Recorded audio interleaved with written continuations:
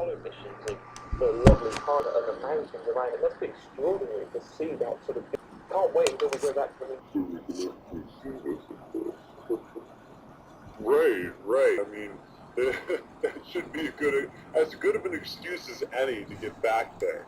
And it just keeps creeping up slowly but surely. This is a really great start to the eclipse, and I just, sending out a thank you to our feed partners at Griffith Observatory for sending such a beautiful feed. It's just so crystal clear. Los Angeles is very, very lucky. Yeah, and we've been talking actually about what it'd be like if humans were walking around and see during the total eclipse. But actually, of course, we do have missions that have gone to the moon, and one of them, the Lunar Reconnaissance Orbiter, has actually had to shut down a lot of its systems to conserve power because, of course, it's solar powered, it has solar panels, and the moon is essentially being blocked out. So the Earth's shadow is removing sunlight from that beach, and so over the next couple of hours they're going to be preserving their power, and also I've been doing some observations of the surface to see if we can learn something from this eclipse, the way that the surface changes, because of course there'll be considerable temperature changes between the sun and the darkness. Yeah, we actually have a great visualization of that here. I can bring up just a moment, where this is showing, if you see in the bottom left, that's the battery power of the Lunar Reconnaissance Orbiter, and then you see the view at the top left there, and then you see it going around, and you see also on the left bar seeing how much sun it has. And so when it has sun, it's able to recharge its batteries there, but when it's in the shadow, the batteries are going to lose power, and so when the moon is covered in shadow from the eclipse, that's going to affect what it can do there. And there's lots of interesting experiments, as Will was mentioning. And I imagine that this is something we'll probably have to think about when we eventually come to sort of land on the moon and maybe even colonize it. It's presumably if we're using solar power as a power source, we're going to have to charge our batteries before any lunar eclipses if we're on the near side and our bases are on the near side, because this lasts a good few hours, these eclipses themselves. So it's interesting little thought experiment, really.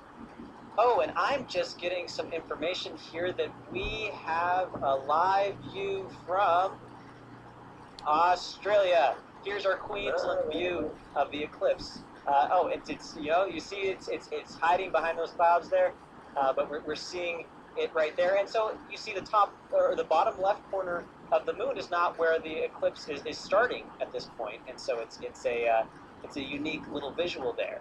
We see it at the bottom right instead. Right, you've got the Oceanus Procellaris to your right there, and that's the bit that's being eaten out. So it's like just a great chunk of the moon has just been eaten out from the side there. And so thank you, Will, for being with me and starting this beginning of this eclipse here. We're starting to see the umbral shadow as it's covering portions of the moon, and then we're moving here towards totality. And joining me for this next segment is our film producer and documentarian, Duncan Kopp. Duncan is right now he's working on a DVD Blu-ray called The Earth, an HD Odyssey. It's available on Amazon. And thank you so much, Duncan, for joining us today. It'll be a really great, I think, conversation, since we sort of had one just before where we were talking a bit about solar eclipses, so we can have a great a comparison conversation with lunar eclipses. So thank you again for coming on today. You guys today. Oh yeah, and so I mean, we were talking last time a little bit about sort of what was happening with your experience with total solar eclipses, where you had this amazing time where Y2K was not involved in the 1999 total solar eclipse. That's what we learned last time, and so it was really fun conversation that Duncan and I had. So I would encourage club members or SLU members to check that out in the clubhouse, because that was a really great show. So you can rewatch it there. I was wondering, have you had any experiences watching in person a total lunar eclipse that you could share with us? Yes, Eric, I have. Yeah, I have. One in particular that sticks out was back in 1996, and I was actually still a student at the university College London then, and we had a total lunar eclipse that was called in the UK. We decided to photograph it, not done much astrophotography, but we thought it would be fun. And we actually used one of the telescopes there, but the telescope was built in 1863. So really old, really old refracting telescope. It's a telescope that uses lenses to focus its light and collect its light.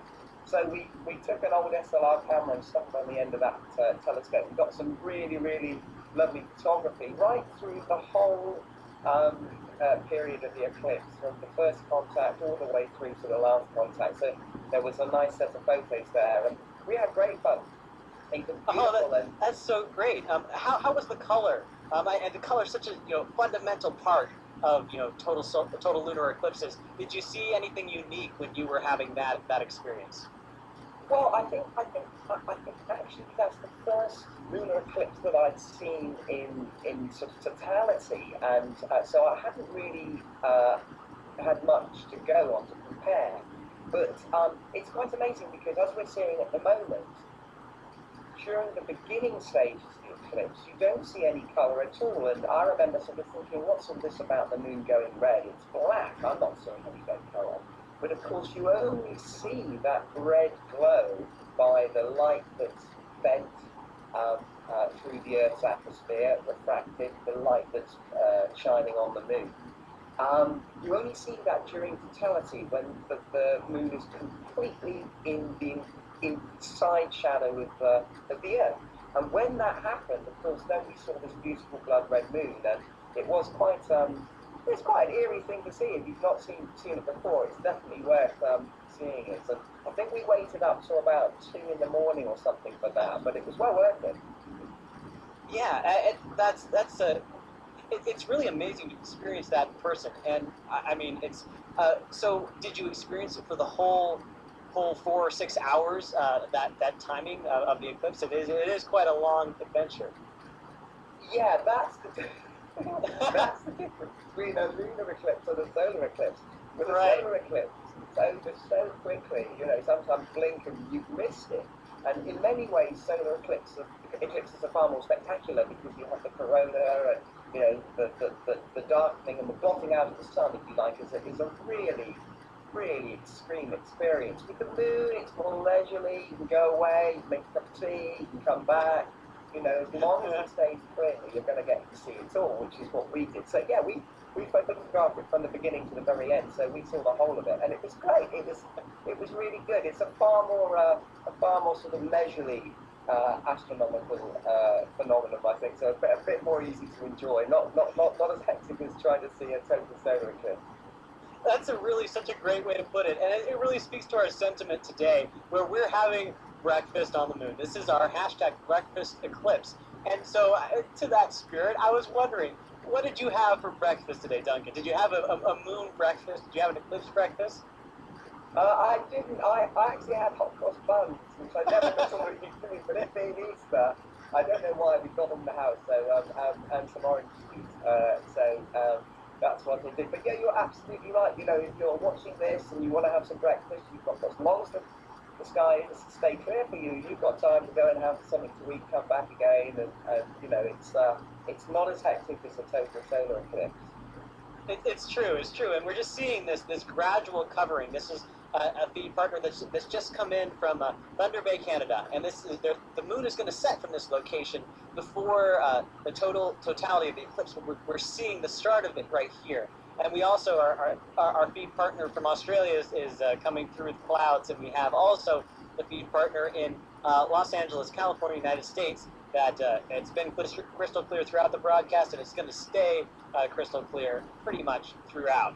We see with the weather forecast. So there's 3 feeds we have right here to compare, and it's a lot of fun to look at them, and particularly from the different angles. Like we see this one here versus we have one I can bring up right here from Australia. That's just a moment. There it is. Oh wow! And so it's so spooky with the clouds there. Yeah, that's very atmospheric. That's fantastic. And we also have, as well as with this one, we have our total solar eclipse feed from Griffith Observatory, and which is a stark contrast to what we were seeing with the Australian feed, where it's just so crystal clear here. So it shows how dynamic this experience can be based on the weather that you're experiencing at that point in time. It's really fantastic. That's interesting because you can see, I'm looking at the one from Griffith in LA now, and I can see, this is really interesting because I've not seen a lunar eclipse for some time, and this takes me back because this is what I was saying, the beginning, it's black, it's totally black, it's as if somebody's taken a bite out of the moon. You can't quite comprehend how it's going to go orange. And you can only see that orange colour when the moon gets right into the Earth's shadow, and of course then you can see it. And the other thing that's quite interesting with that colour is it depends on how pure, if you like, our atmosphere is at the time, because the light from the sun is passing through and getting bent through the Earth's atmosphere and hitting the moon and of course reflecting back to us, which is why we see it. And depending on what's in the atmosphere depends on the coloration. And I remember there was a volcanic eruption in 1992, Mount Pinatubo, and we had a total lunar eclipse, and I didn't get to see it, but I saw the pictures. And because Pinatubo had thrown up so much ash into the Earth's atmosphere, a lot of that light that was coming from the sun was obscured, so the lunar eclipse was very, very dark and very, very red. And it would be interesting to compare it to this one, because I know that there's been a number of volcanic eruptions recently, Costa Rica and in Mexico. So it would be interesting to see just how pure our atmosphere is at this time by looking at the moon. It's quite an interesting indication, being able to look at the moon to get an idea of what's happening in the atmosphere here on Earth. I always thought that's quite an interesting fact. Oh, absolutely. Do you have any predictions at this point, or any bets you'd like to place on sort of what color you think that the moon might be?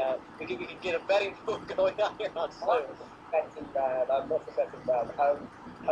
I've no idea. I mean, I think that's things that some astronomers are actually interested in, and also climatologists and physicists who study the Earth's atmosphere. So, there's probably some good science to be drawn from that. Oh yeah, absolutely, and I'm really looking forward to this one because we'll be able to see what color it is. We'll have that environmental report card, and also we'll be able to see sort of what the amazing, really sort of experience it is to go through this very significantly short total lunar eclipse. That it's going to be a little less than 5 minutes, and how that will affect totality. What was sort of the duration of the totality that you've seen when you experienced the total lunar eclipse? Longer, a lot longer. It must have been over an hour, definitely. I mean, I'm going back now. This was 1996, but it was long, and I think it was in September, that eclipse. So if you're lucky in the UK that time of year, you get these really beautiful, crisp autumnal evenings where you can get some really good weather, you get a front go through, you get all the rain, and then you get this beautiful clear air mass behind. So we had really good seeing, and I remember thinking it's a really, even in London's not the best place for light pollution these days, a lot worse since 1996 as well, but up in North London where the observatory was, we had some really good seeing, and it was just fun. I just remember looking up, the moon was pretty high up, I can't remember quite what constellation it was in there, but I know it was pretty high up. You could look up, and up there was this beautiful blood red moon. It's quite an interesting thing. I love that kind of, these kind of things, that they always give you that amazing perspective of how dynamic our solar system is. I mean, lots of people sort of think nothing really happens. It's quite a slow process with regards to astronomy, but this is something that just shows you that all these things are in motion, and it was wonderful to think the moon is up there in the Earth's shadow. And I couldn't help thinking if you were an astronaut and we had people on the moon at the time, of course they would be looking back and seeing a new Earth, if you like, not a new moon, but a new Earth that's in front of the sun. And in fact, I think it was the Apollo 12 astronauts on their way back from the moon in 1969, went right into the Earth's shadow. So it same sort of experience of witnessing a total eclipse of the Earth, of the sun from by the Earth on the Moon. You can see what I mean. Yeah, yeah. We were talking about earlier sort of the impression or the difference that might be in place. Like if you look at the Earth and you have a solar eclipse versus standing on the Moon and having the Earth in front and having that sort of similar solar eclipse, but from the Moon's perspective. What do you think in terms of like comparing those two? Can you sort of speculate as to sort of what the difference would be from the Moon seeing a quote unquote solar eclipse? Oh, I think it would be really interesting. Of course, it's going to last for quite a long time. And the other thing is it's going to go very, very cold because there's a real difference on the surface of the Moon if you're standing in a shadow or if you're standing in the sun. The Moon doesn't really have any atmosphere to speak of, so it doesn't retain any heat from the sun in the way that the Earth's atmosphere does. So if you jump behind a rock on the Moon and you're in the shadow, the temperature plummets by, a good couple of hundred of degrees. Exactly the same thing would happen with a total solar eclipse by the Earth on the surface of the Moon. You would be thrown into the Earth's shadow, and it would go cold really, really quickly, almost instantaneously. So that would be quite an interesting thing to experience. And of course, it's going to last a long time, that eclipse.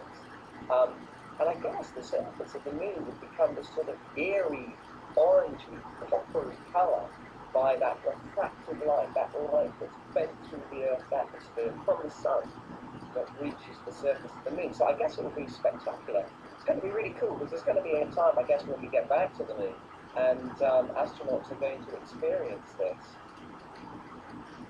Yeah, that's it would be a really great opportunity to see that in motion. Like with I was loving just listening to what you were saying in terms of speculation, and it would be great to sort of someday have actual visuals to compare that to. But we're seeing here some amazing visuals as the light creeps away from the Moon or the shadow creeps onto the Moon. Here we're getting very very deep into the eclipse, but with in totality quite a bit away. I'm just going to bring up sort of the countdown we have there in just a moment.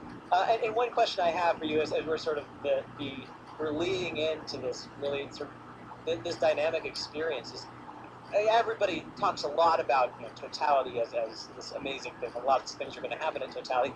Do you have really a favorite part of the lunar eclipse? Does it happen to be totality? Is it another part of the eclipse that you really look forward to? Anything we can sort of tease our viewers around the world, our slew members about? Sure, yeah, no, well, I guess I like the very beginning of the eclipse because if you think about it, you've just got a beautiful full moon up there shining away, looks totally normal as we've always seen it, but then all of a sudden you're sort of looking at it and you're thinking, hold on a moment, yeah, we can just start to see something's missing at the edge. So there's a little coloration change, and of course we're well into that now with this eclipse. So that's always quite an exciting part for me because I was sort of thinking that's the sort of beginning of this fantastic celestial show that we're about to see. So take your seats, it's about to start. The totality obviously has to be the most spectacular because, as I say, you've got this fantastic change of colour from what looks like basically what we're seeing now on screen, a dark chunk taken out of the Moon, a black chunk taken out of the Moon as the Earth's shadow starts to creep across the lunar surface. But then you get the change to this wonderful gold, coppery colour, which is always a very impressive sight. So that's good to see. And then I guess there's a little bit of it's quite sad when you move out of totality because it's over and the Moon's regaining its proper sort of colour that we're used to seeing here on the Earth. And then, as I say, you go away and you think, that was really cool. I've just witnessed something that is all part and parcel of this continual motion of the heavens. It's wonderful. Right, it's poetry in motion. It's a dynamic universe. It's something that really it's so fantastic to see. And so we're getting closer and closer here. And So one interesting thing to wonder about is, do you have any plans in the future, maybe to see a future eclipse that's going to be happening? Is this inspiring you to take another chance about having another long, lengthy sort of sojourn into the universe with the lunar eclipse? Definitely. And I think the thing I would do there is probably hop on a plane because the weather here in the UK is today it's pretty unpredictable, as you know. I'm looking forward to the August 2017 total solar eclipse. I think that's going to be phenomenal. And I think, because we were talking about that last time, the traffic fatality runs across slices straight through the United States. I think there's a huge opportunity for many, many people to be able to see that. In fact, I think I remember reading that the eclipse that I saw, the solar eclipse that I saw in August 1999, up until that point, was the greatest witnessed eclipse by humanity, simply because the traffic totality passed through such a densely populated part of Western Europe. So, that's quite an interesting statistic, and I think it probably may get defeated, I don't know, when we have this 2017 total solar eclipse in August that's going to track across America and other parts of the world as well. So I'm definitely looking forward to that one. Definitely, that's it's great things to look forward to and to really see. And so, yeah, thank you so much for talking with us, Duncan. I really appreciate it. There was a lot of, I think, fun stories to be had, and I hope you had a great eclipse breakfast that we can wonder about it and see how we can relate those hot cross buns to eclipses. That can be our question for viewers of the day. But before I let you go, I was wondering if you could tell us maybe a little bit about the current project that you were working on. Yeah, sure. It's another project of the Houston Symphony, and we did a show called The Planets and HD Odyssey. This is a follow-up. This is called The Earth and HD Odyssey, and it's available now on DVD and Blu-ray. We've just released it. It's on Amazon.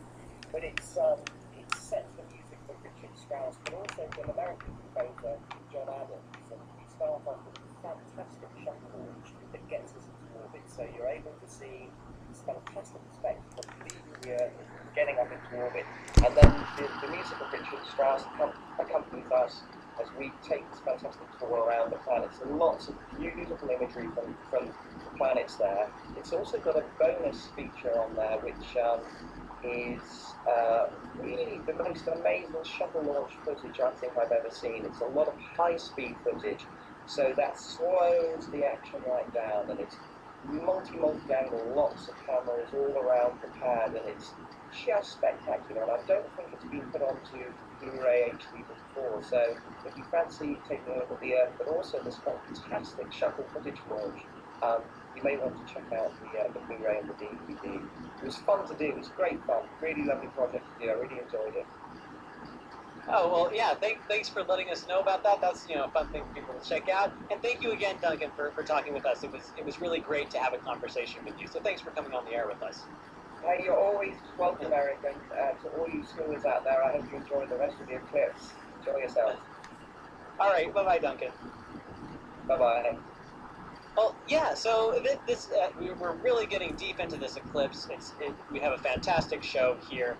And I wanted to welcome you. If you are somebody that likes events like these, maybe consider joining SLU. We have a free special trial offer for SLU members to join our site to figure out if they like our shows. We have lots of different shows that you can see from the past. Like we were talking a lot about the total solar eclipse from the other day. You can enjoy that as well, a replay, and you can enjoy replays of this show as well.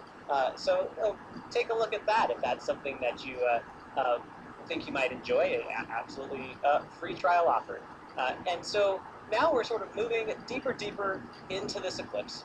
And one thing that I think might be great to do is to talk a little bit about sort of what makes these eclipses happen. And I'm looking forward to sort of a great conversation with Bob Berman. We're going to talk about sort of the fundamentals here of what makes a lunar eclipse, and why it's happening today, and all of that. And so welcome back, Bob, to the broadcast. Thanks for joining me again. Oh yeah, it's very exciting. And so right now what we're looking at is we have our feed partner here from Thunder Bay in Canada. This eclipse is getting deeper and deeper. And also, just to sort of give you a comparison here, we have this was Thunder Bay, and then we also have here, coming in from Queensland, Australia, here a beautiful cloudy, murky view, which serves in just such great contrast to what we see here coming in from the Griffith Observatory right here. It's a day of contrast. We have contrast in the shadow on the moon, gradients of clarity, and we have the gradients that are disappearing, the shadow gradients on the moon that are disappearing before our very eyes. So we're having a wonderfully, wonderfully dynamic show here today. And so, Bob, as you're seeing this, is there anything in particular that stands out to you with this moon that is slowly being swallowed by the shadow of the Earth? Absolutely. I've got a little bit of an echo but first of all, we noticed that the shadow was not perfectly crisp, that there was a line of gradation near the shadow, and that's because the penumbral part of the moon, that is the upper part of the moon, the bright part of the moon, the part that's still illuminated, is not fully in sunlight. The part that looks brightest is perhaps 50% sunlight. In other words, the Earth is covering 50% of the sun there. And then the part closest to the upper shadow is where the Earth is blocking 99%, 98% of the sun shadow. So there's no one crisp line that separates full daylight from full darkness. And that's what's producing the blurriness. And this, again, is very different from a total solar eclipse where it's night and day, you either have totality or not totality. Here it's a gradual process. I'd also like to say that black shadow isn't really black. It's actually red. And the reason it looks black to the eye, for those who are going out and seeing it, and to our various feed partners, is because the bright part of the moon is still bright enough to overwhelm our sensors, our visual sensors, our CCD sensors, and so we are underexposing the Earth's shadow. Later on, we're going to see the Earth's shadow become red, but it doesn't really turn red. It's red right now, but it's underexposed because we're also trying to capture the moon. If we tried to expose for the shadow, then the moon would be burnt out. It would be so bright you'd see no mare, those bright solidified lava areas of the moon that blotches no detail on the moon. We want to capture the moon correctly, which is what we're doing. The shadow is underexposed. That's why it looks black. That's so fascinating. Like I wouldn't expect it. And so the things that we see before our very eyes are approximations of just this actual phenomenon, and we're seeing it in steps away from actually what it really is. And so thank you, Bob, for sort of elucidating for us what it actually is. And I also wanted to encourage our folks here that are tuned into social media on Twitter, on Facebook, particularly on Twitter, #BreakfastEclipse is there. Ask us any questions. This is a great segment here that's coming up. If you have things that you're uncertain about the eclipses, or that you want to know a little bit more about, this is a great segment here with SLU astronomer Bob Berman, where we can answer your questions live on the air. And I've been sort of looking through the Twitter hashtag as we go, and we've been seeing some great sort of responses to like the moon pies on social media. Lots of different fun things that have been happening. So thank you again. This has been really a lot of fun to interact with you guys. And here I'm just going to bring up real quick. It's so murky coming in from Australia. It's quite a beautiful view. Look at that. And it's also proof that we live on a round planet. I mean, you couldn't really prove it to the people who wanted to believe in the flat Earth, but the Greeks did. Aristarchus and his friends, Will mentioned the crater Aristarchus as it disappeared. I was very impressed with that he actually knows the lunar features. But it was Aristarchus of Samos, we're talking about a few hundred years BC, who noticed that he was one of the first to really know the truth about the Earth and the Sun, and that the Earth is going around the Sun, the Moon is going around the Earth. He had that nailed down. But the Greeks also were the first to have nailed down that we live on a globe, because only a sphere always casts a round shadow. And you can see our shadow. There it is on the eclipse moon, and look at the curvature of it. It's about 5/8 the curvature of the moon. Look how the curvature of the edge of the bright moon has a sharper curvature, a smaller radius, if you will, than the radius of curvature of the Earth. So from that alone, you can figure out the respective distances, you can figure out the respective sizes. In truth, Earth's umbral shadow tapers like a chopstick, so that we start off 8,000 miles across. At the moon, it's 5,000 miles across. But the moon is only 2160, so it's less than half the size. And you can see it right there. And proof that we live on a round planet, and if you didn't have that proof, our feeds are giving you proof, because when you're in Australia, you're standing upside down, and sure enough, the moon looks upside down from the way it looks here in North America. So we're providing living proof to any remaining flat earthers that we, in two different ways, the shadow that we're seeing and the fact that the moon has different orientations from our different feed partners. And look, we've just crossed an hour remaining until totality, until we see what color we're going to get. We're going to see what grade we'll receive for our environmental report card. It's just an hour away here now. We're just counting down very slowly. And so, as we're doing that, we've been talking a little bit about, penumbra and umbral shadows and things like that. And so could you maybe describe for us a little bit what has to happen? There's a full moon that happens, a lot throughout the year, but very few that occur during a total lunar eclipse. Like, what makes that magic happen? Well, the moon's orbit is tilted 5 degrees relative to the Earth's orbit around the sun. So, as the moon goes around, it usually isn't in a perfectly straight line at new moon or full moon. And just to complicate things, Eric, you have a degree in astronomy, so I know you know this stuff. You ask the questions the way David Letterman does, as if he's a dummy, and then ask the expert the questions. But I know you know the answer yourself. But a lot of people don't realize that it's not just the moon that goes around us.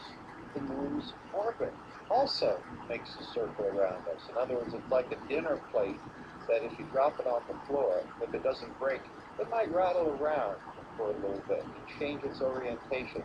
Well, the moon takes 18.61 years to make one complete orientation, one rattle around and face in different directions. And while it does that, it means that the place where it's actually going to go into our shadow, where it's aligned perfectly with the Earth and the Sun plane, the node, in other words, it's going to slowly change its position in space, and that's why we don't get eclipses at the same time. Rather, we have 2 eclipse seasons per year that are 6 months apart. So we're just now completing this eclipse season, a wonderful one with the total eclipse of the Sun 2 weeks ago, by the way, a total eclipse of the Moon, and to have another total eclipse of the Moon coming up on September 28th. That one will be visible from the entire United States.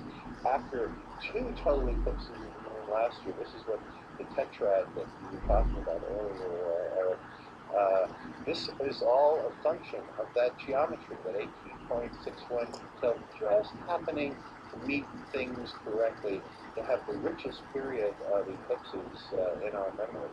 And then as if for icing on the cake, we're going to get some great total eclipses in the years to come. We'll talk about that later.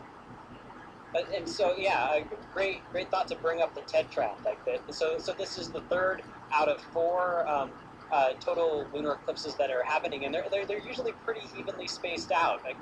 Can you sort of unveil a little bit the mystery of the tetrad, why we have that term and why it's 4? Where is that coming from?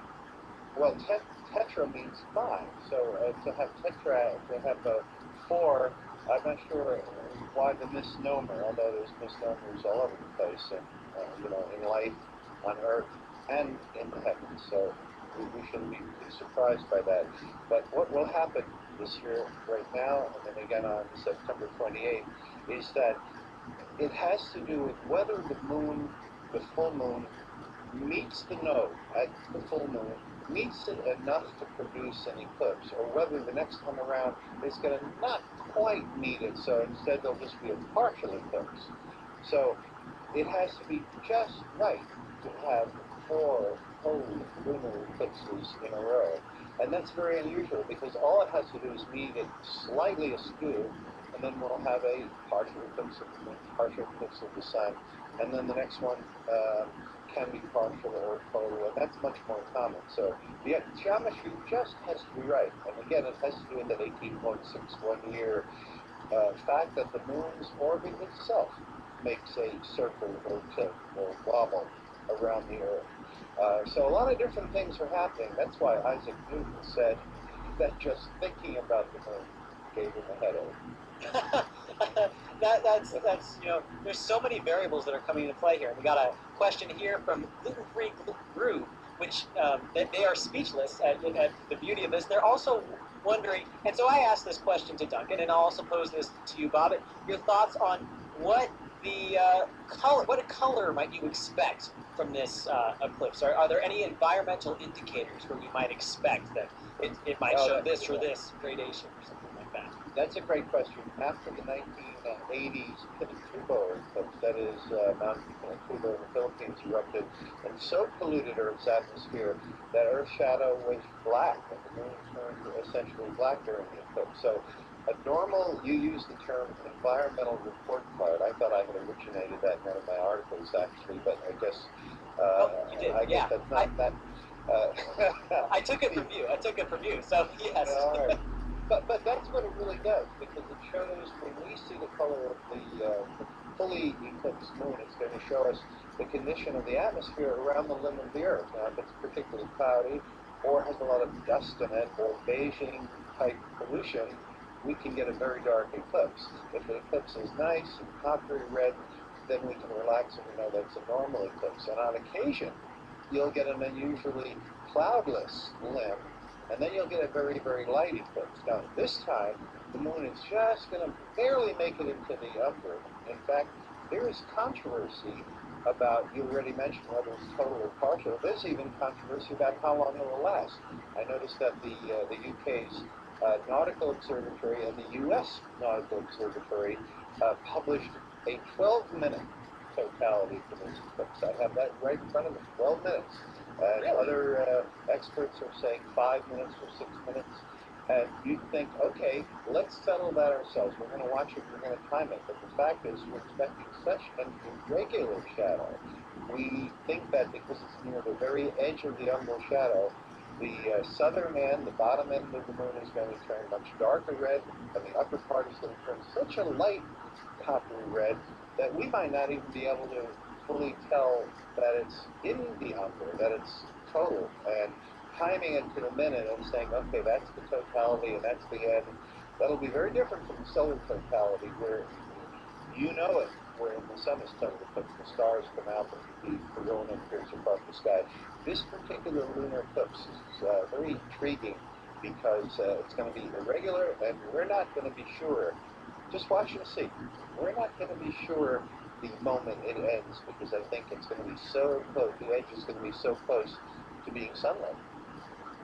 And so this will be great. We'll have a lot of things that we'll discover during this totality and during the course of this eclipse. It'll be an adventure for us with some uncertainties that we will confirm as live, that we'll be able to confirm all these different variables. And one more thing. Right now, look at the live image of the moon that we have. Now, this is the part of the eclipse which most resembles an actual phase of the moon. Now, a lot of people, if they're in a part of the country, let's say California, where this has occurred, and it is live, we're seeing it just as it's happening, they would not be surprised. Nobody could be blamed for saying, well, that looks like a regular crescent moon. And this is the part of the eclipse that most resembles a real moon. Amateur astronomers, professional astronomers know that there's something a little fishy about that curve. That inner curve isn't quite right, but it's close to something we experience several times a month during the waning and then again the waxing thick crescent moon. But just give it another 20 minutes or 30 minutes, Eric, and the moon is going to start to adopt weird phase shapes that no one could mistake for anything natural or a normal face of the moon. But it's going to have just bizarre shapes to it. And those are my favorite parts of maybe even the entire eclipse, maybe even above totality itself, as much as totality should be intriguing in this eclipse, will be the strange shapes that the moon will assume. But not right now. Right now it looks sort of like a normal crescent, doesn't it? It does, and I think that's a great point that you brought up, Bob, that we can really explore the relationship between the phases of the moon that we see from month to month versus what happens with this eclipse. And while we see fundamentally the same thing happening, the moon becoming smaller and smaller, or larger and larger in proportion, but it's a different actual look to it. And so let's keep like checking back in on that and seeing sort of how these phases relate to what the natural monthly positions and phases are. And also, I just got another question here coming in from Twitter. It's coming from Q, who's asking, we talked a little bit about this with Duncan, but we can talk a little bit more about it, where it's, when an eclipse happens, does the moon change in temperature? And so, this might bring in, a little bit about the atmosphere of the moon versus our atmosphere. But yeah, could you talk a little bit about that, Bob? Sure, yes, and because there's essentially no atmosphere on the moon, there is a measurable drop in temperature now. No astronauts have ever been on the moon during an eclipse. However, the daytime temperature of the moon is about 230 degrees Fahrenheit. The nighttime is about the same number, about 220 below zero. So there's almost a 500-degree temperature drop between day and night, and it happens pretty quickly because of the lack of atmosphere. Those rocks cool off. So yeah, definitely the temperature is going to fall rapidly on the moon. Another very interesting thing that I find amusing is that we have Will on the show, as you know, and he uses the standard science metric system that the whole world uses essentially except for the United States. Because I'm a U.S.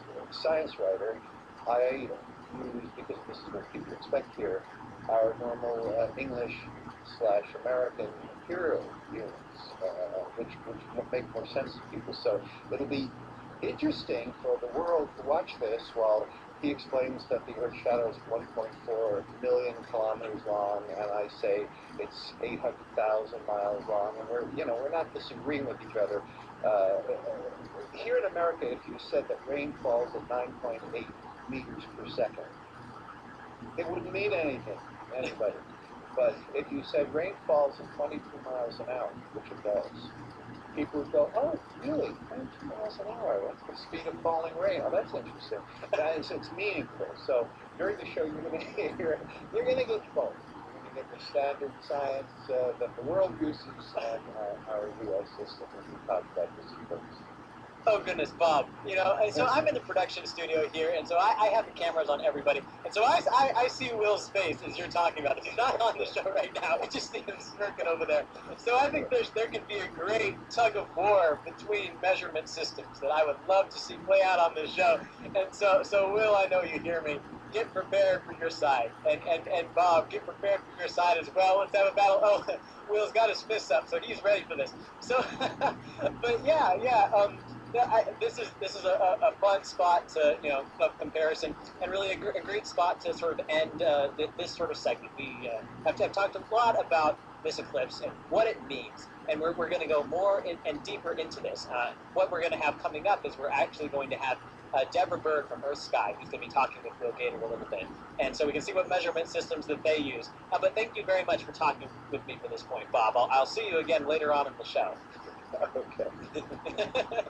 All right, and so but before we head on to the next segment, I wanted to say again that the reason that we're able to bring all these feeds in from all around the world is because of the support and the generous support of our members, and we really appreciate all that you do. And so if you're liking what you're seeing, if you're liking this experience, consider becoming a member of SLU. The reason that we're able to bring these shows to you commercial free is because of the support that our members give us. So consider having our free trial offer. We have a free offer for the total lunar eclipse that you could try and experience. And so see if that's something that would be interesting to you. Try and go to slu.com and look up our membership offer and see if you'd like to join. But in the meantime, let's go to Will and Deborah Bird. They're going to be coming in very soon. So Deborah Bird is the editor-in-chief of Earth Sky, and Earth Sky is a great place in terms of astronomy knowledge. If you're looking for something that's interesting in the night sky, that's sometimes a place that you can go to learn a little bit more about that. And so I'll bring this conversation over to Will and Deborah now. Feel free to take it away, Will. Thanks, Eric. It's great to have you on the show. You've been an observer of the night sky for many, many years. Can you remember, really, when was the first time you saw a total lunar eclipse like the one that we're watching today? Oh, a total eclipse. That would be in the late 1970s, so 40 years ago. Can you remember what it was like? Yeah, actually, when I got into astronomy, I kind of came into it through the astrophysics side, not the observing side. But I was in my 20s and I started dating one of the astronomy graduate students, and he really encouraged me to get out and observe the night sky. And so that just turned into such a wonderful thing for me. I mean, I got so captivated by just looking at the stars. So I think the first total lunar eclipse I saw was, I live in Texas, but I went to Colorado. I drove up to Colorado and saw the eclipse from there. So I was really high up, and the moon just was so clear and so beautiful. And it's kind of an interesting thing with eclipses of any kind, whether a solar eclipse or a lunar eclipse, because people tend to watch the beginning partial eclipse, and then they watch the total eclipse. And then there's another whole partial eclipse that goes on for people who are like, okay, it's over, and they get back. In this case, I was actually with somebody who was on a motorcycle. We got back on the motorcycle and started riding back under the partial eclipse over the mountains. And it was just really a beautiful, beautiful thing. It's interesting what you said you come from the astrophysics side. There are two parts to these sort of events, aren't there? There's the beautiful sort of celestial view that we have on our screens, and then there's that sort of element of trying to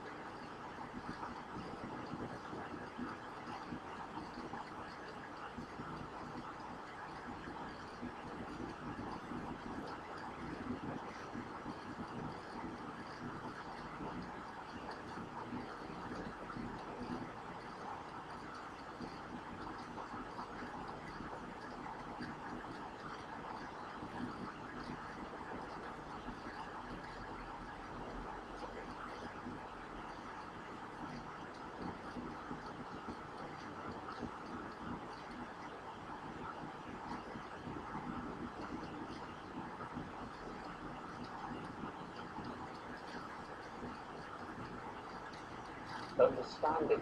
Is there anything we can learn from these eclipses?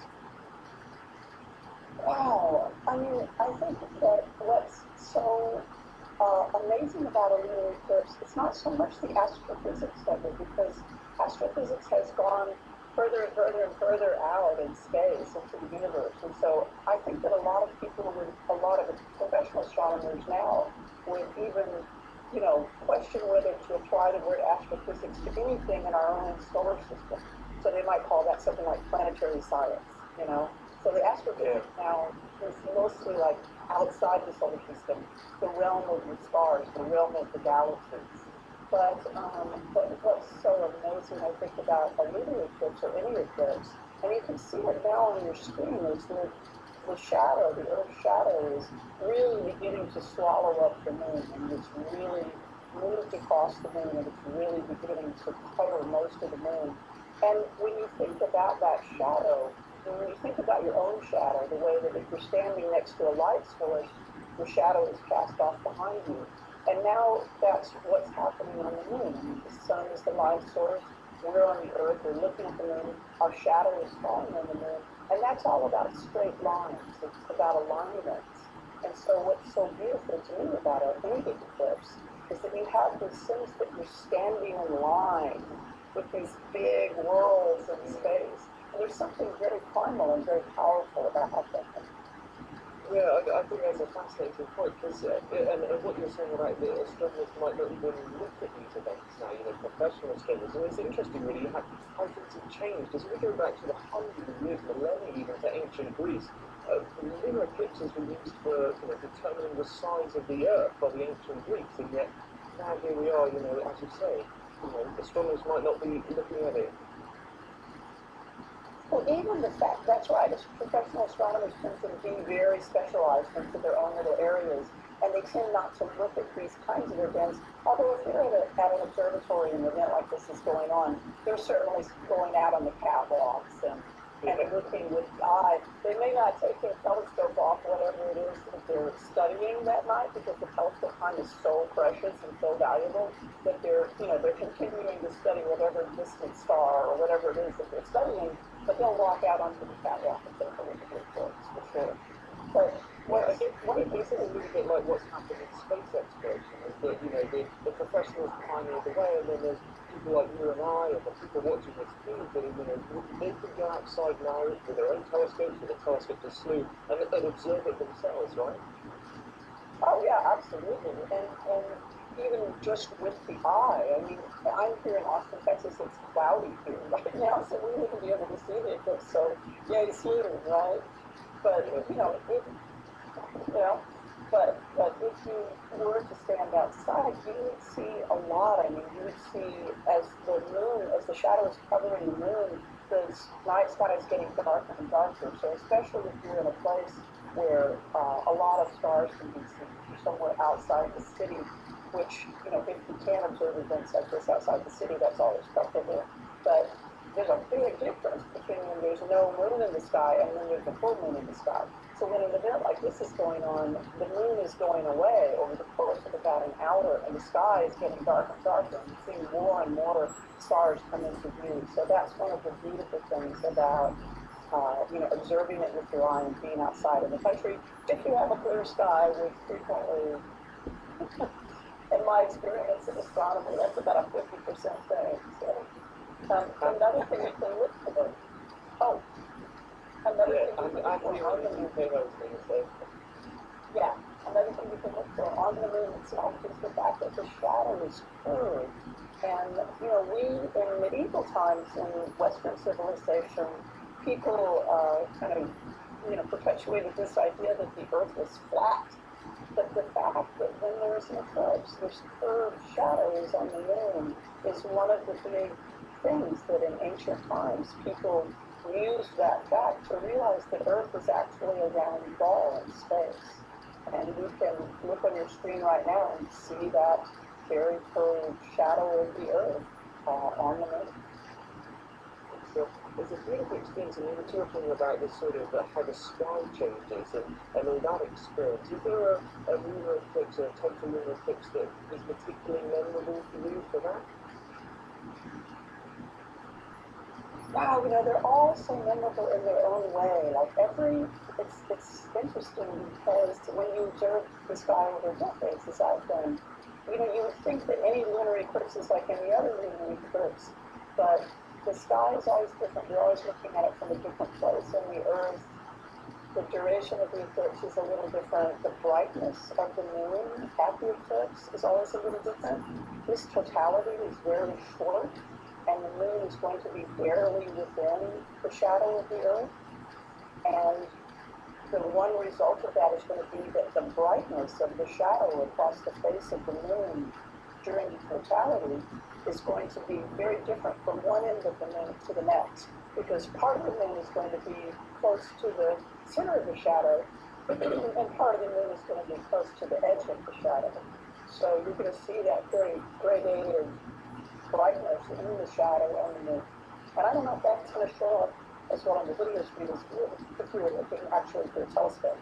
But it is, I think it might. We'll see.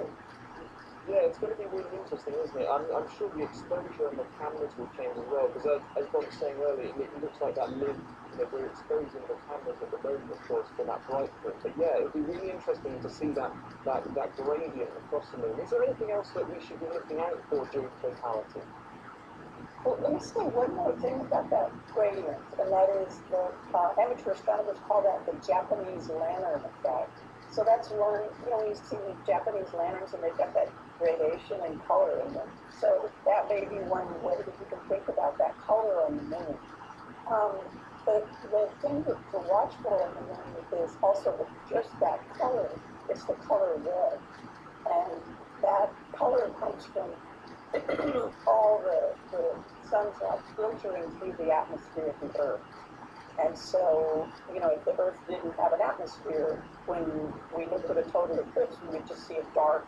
We might not even be able to see the moon, because you can see right now that on the screen that the shadow is really covering up the moon. So if Earth didn't have an atmosphere, when the moon was complete within the shadow, it might be completely gone. But because we do have an atmosphere, and because the sunlight is filtering along the limb of the Earth through that atmosphere, you're seeing that beautiful red color on the moon. So that's a wonderful thing to look for in totality. Yeah, I love the way that little bits of the physics of astronomy sort of link up, because of course the reason why the moon is red during this lunar eclipse is, of course, is the same reason that the sky is blue, and that's that our atmosphere is very good at scattering blue light, right? So what is left is essentially just the red wavelength. That's right. It's like when you look at the moon on the horizon and you see that orange color to the moon. It's because, as you said, the blue light is being scattered, but the red light is traveling a straight path to your eye, so it appears reddish. So it's the same reason. So people often describe it as the light of all the sunsets and sunrises on the Earth is falling onto the moon, and that's a wonderful thought. That's a beautiful thought. But this is a very short eclipse. The moon is going to be within the Earth's shadow for less than 5 minutes. It's about 4.5 minutes. And in fact, the edge of the moon, that limb of the moon that you're seeing, that lighted upper limb, the northern limb of the moon that you're seeing on your screen right now, be only 2 arc seconds within the shadow of the Earth. So an arc second, the whole moon covers about 1,800 arc seconds. And it's going to be within the shadow by only 2 arc seconds. So that's like it's just barely within the edge of the shadow. And it's only going to be, just cutting across that very top part of the shadow. And that's why the eclipse is going to last such a short time. It's just barely in there for just a very short time, and then it's going to be a partial eclipse again. Yeah, we can see that real sliver of the moon there. It's just got just a few of the lunar seas that are still appearing there. And you talked about why it's going to be so short.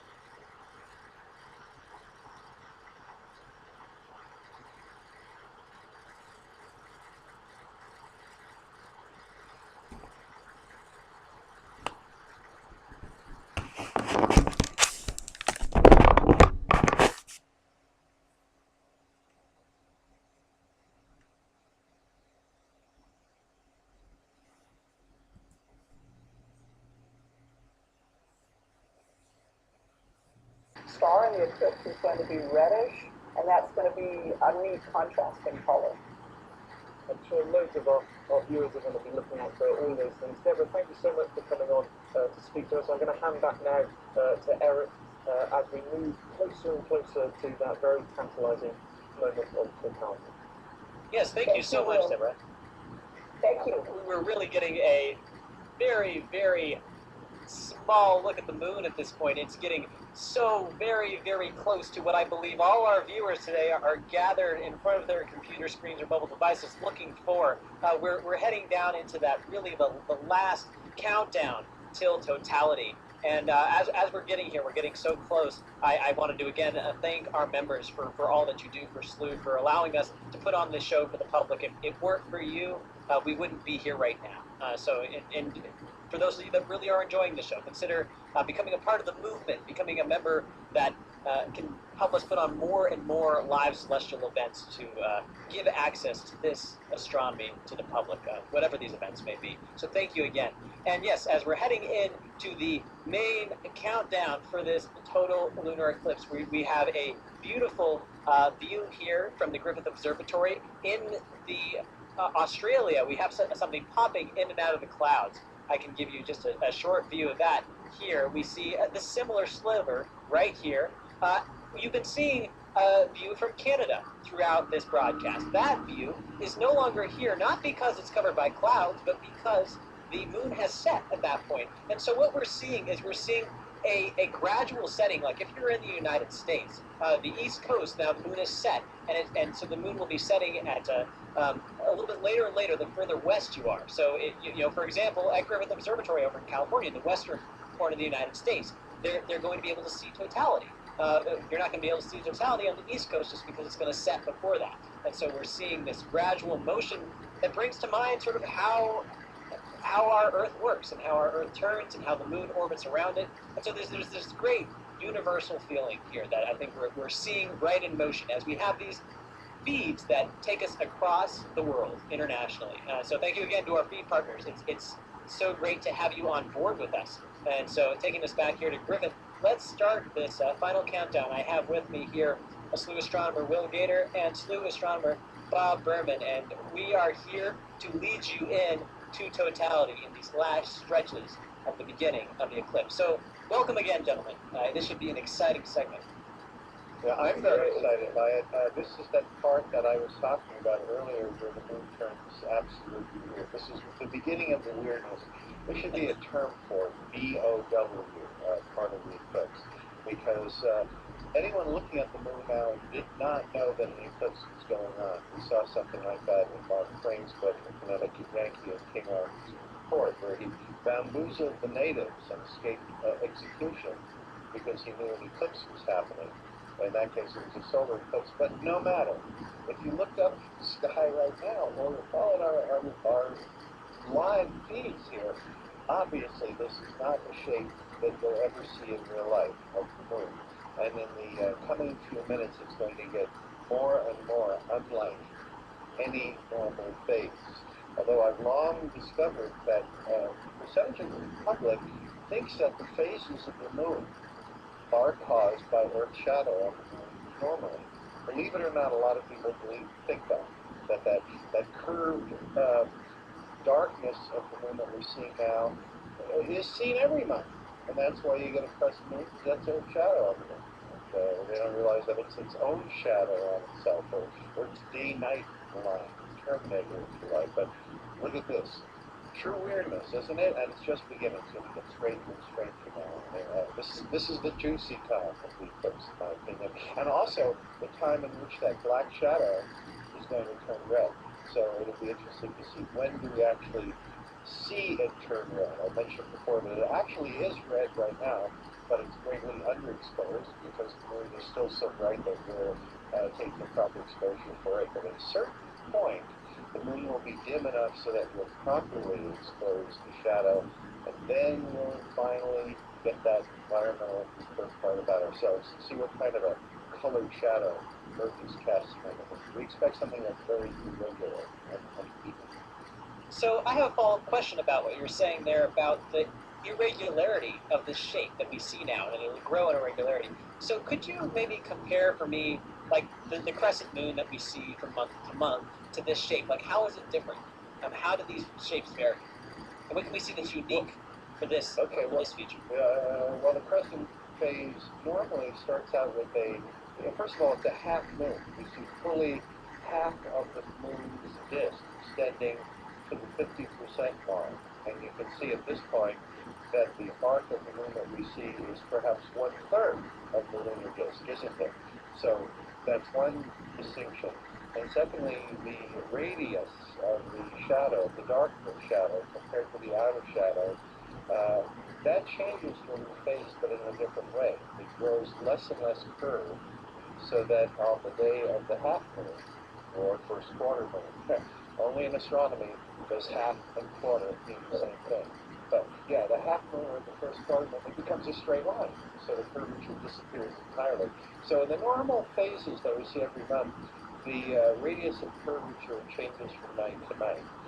Here, it does not, because we're seeing the edge of Earth's umbral shadow, and it has the same radius of curvature. True, it's only 5/8 the diameter of Earth that it started out, because the shadow tapers like a chopstick, as I mentioned earlier, but that it doesn't change its radius.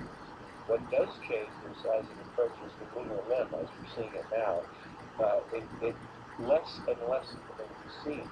So as we get to only 1/4 of the lunar limb, and 1/8 and 1/16, which is what's going to come up just in the minutes ahead, it will less and less resemble a normal lunar phase. Very weird, juicy stuff. I love when kids see this because they see it, they sense it. You can point it out to them. They get it pretty quickly when something very bizarre is going on.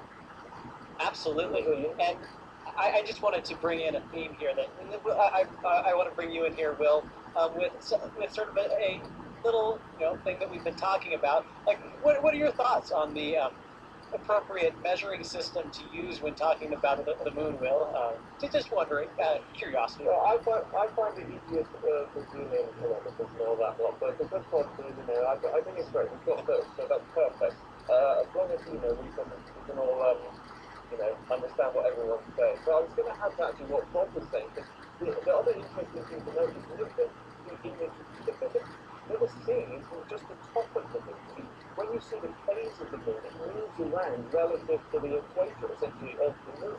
But you can just see the very top, as you were speaking, Mare Crisium, which is that little oval just on the right-hand side. It's pretty much disappeared, and the sea that's at the very, very top of the moon there is Mare Frigoris, and that's almost disappeared. Well, you just don't get that during the normal phases of the moon. This is really weird, and I think it's made special by the fact that we have got this very shallow eclipse, because look at the angle at which the moon was going into the umbral shadow. You can really see how this is really going to be a very tight fit to get it into the umbra, because you can just about sense that the top of the umbral shadow is not far to the left of this image. So it's quite exciting when we see it. I'm actually sort of crossing my fingers and going, this is going to make it into the umbra. Yeah, this is a very strange event, and I love the fact that Will is only one of probably 1,000 astronomers that actually knows the lunar feature. There's very few of us that can name the Mare and or the plural of it. You pronounce the plural of the Mare as Maria or Maria. In other words, what are seas? They used to think they were seas in one days. Galileo and his friends, before they looked at telescopes, they thought they were oceans up there, and a lunar crater. So I love that about Will, that he's recognizing the lunar features as we're going into it. And the excellent point that unlike the normal lunar phase where you're lit up really on the right or the left side of the moon, you're looking at a crescent here, it's a completely different angle too. So here we go. We're about to go into the period where the shadow goes from black to top blue to red. We're going to see how irregularly colored it is. That's going to appear. We're looking at less and less of the lunar radius, and that's markedly different from the normal phase. You can see already, view from as we go from Australia to Los Angeles here, that instead of half the moon being lit up, now we're getting less and less and less of it. This is the exciting part of it. And I'm so glad that we're getting a break in between the clouds right about now here in Queensland, Australia, so we can see these two viewpoints here of the moon, one from the northern hemisphere, one from the southern. So it's going to be great. You're getting a sense of the red coming in there. Look, I think the exposure just came from a live view from Queensland, because look, you can just about see Mare Crisium again. So, yeah, look, the sense of the red colour is beginning, certainly. That's right. And I like that you're using the Latin. You're not saying sea of crises. You're saying Mare Crisium. I like that too. The lunar mares are all named, and this is very strange. It's a strange nomenclature. They're all named for either emotional states or weather phenomena. Now, how did that come from? In other words, you get the sea of tranquility, sea of serenity, sea of crises. It's like an analyst, like a psychologist office there on the moon. Or weather phenomena. So you have the ocean of storms, the sea of rains, that stuff. So it's one or the other. It's either weather or your mental state. And that's whoever named this, how that got started is a little strange. One of the nice things about astronomy, it really differs from the other sciences, in that there's everything but the kitchen sink in there. So we were seeing something that looked like the Queensland, Australia, moon was disappearing into totality, but no, that was just sort of the cloud formation there, just to give you an idea. There's still a little bit before totality, and we're still, Griffith being that clear, bright, the clear, cloudless sky over Los Angeles is a great point of comparison for our other feeds. That's going to show you exactly sort of where we are there. So still a little bit of time left. Maybe we should even mention speeds for a moment. That what's happening is that the moon's average speed is about 2,280 miles an hour. Again, forgive me, Will, with the miles an hour business. I know the rest of the world uses metric. Okay, that's in no way a criticism. Even the United States uses metric for science. It's just a popular way that most Americans think. Okay, so the moon is traveling at 2,280 miles an hour, and its size is 2,160 miles. So they're almost the same. So the moon is the only celestial object in the universe that moves its own width in 1 hour. And that's why it's taken us an hour for it to first touch the edge of the umbral shadow to go into the umbral shadow. And then the same thing will happen in reverse, the other way. So another little oddity about the moon, and we're only getting this also because the moon circles Earth's equator. Every other major moon in the solar system goes around its planet's equator. Our moon is the only moon that doesn't. It ignores its planet's equator, Earth's equator, and instead orbits us in the same plane that the Earth goes around the Sun. I mean, we all know that Earth has this 23.5-degree tilt. It ignores our tilt. So instead of going around our equator, it goes around the same flat plane in which we orbit the Sun. So all these different, very unique things about the moon are all coming together to produce this bizarre-looking event right now. So you brought up this great question that I have in my mind that I really want to ask you, or I want to ask both of you, coming up maybe a little later, about how maybe lunar eclipses are experienced on other planets, if there's sort of a similar, because we're talking a little bit about what makes them and sort of the alignment there. But just sort of to tease that potential conversation and give you guys a little bit of time to think about that. At the same time, we really want to keep focused here right now on what is just the end of this partial phase leading into totality. It's so close, we can almost taste it. And I don't know if I've asked you yet, Bob, what have you had for breakfast this morning to celebrate our breakfast eclipse here? No, I've had nothing for breakfast. I fed the dog. Oh, the dog no! breakfast. Yeah, Oh, yeah, no. so how do we tie this in with the moon?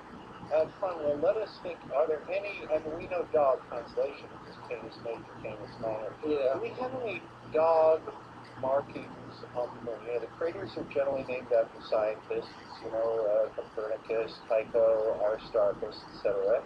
The seas or Mare, we know what they're named after. We just talked about it. Any dog stuff on the moon?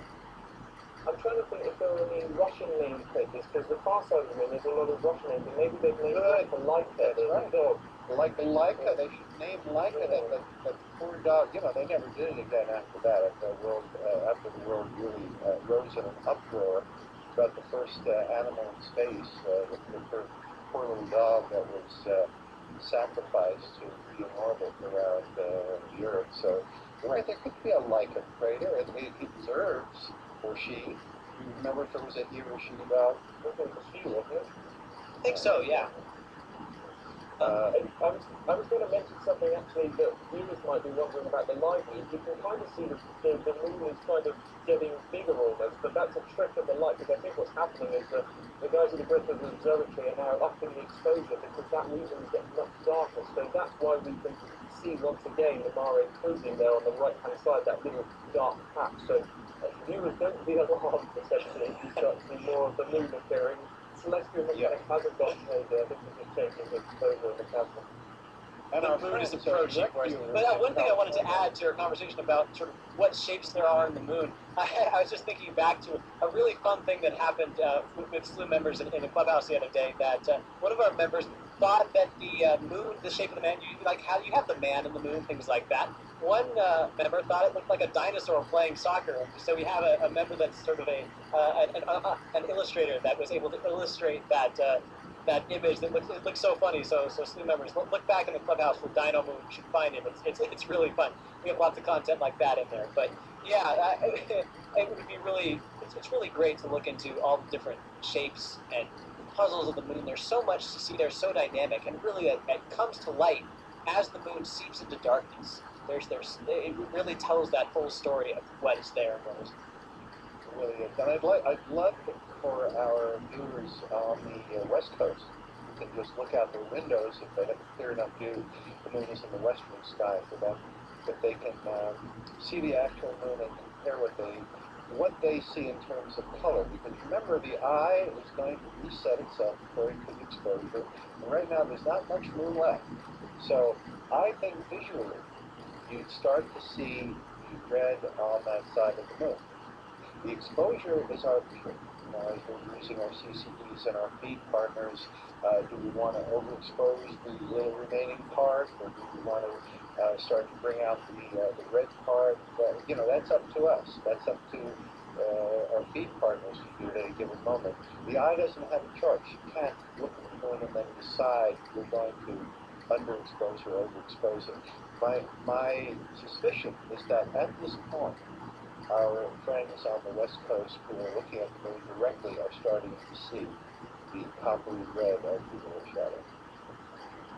Yeah, and you say that the eye is one of the best instruments for observing the universe, really, because you can see so much dynamic range. As you say, Bob, we should be able to be picking up that coloration already. Exactly. The eye's main fault is its insensitivity to red light at low light levels, and the favorite color of the universe, if you can put it that way, is the glow of hydrogen, most common element, at 65, 63 angstroms. Yep, well, I grew up with angstroms. That's what astronomers always used in school. That's what I taught my students back when I was teaching college astronomy. So 65, 63 angstroms, that's in the deep red. And it glows everywhere, and we can't see it. We look through our telescopes at things like the Orion Nebula, and we don't see the reds. We see the glowing green from the oxygen there, because our eyes are more sensitive to it, but we don't see the red. So in some ways, our eyes are absolutely, as you said, better. We've got this great range.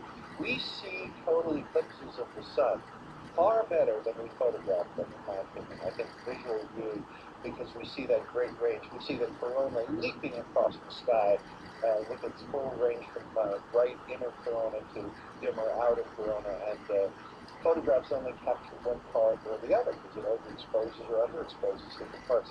But here on the moon, we're seeing examples of what's going on. Look at this live view. Not much left of the moon, is there?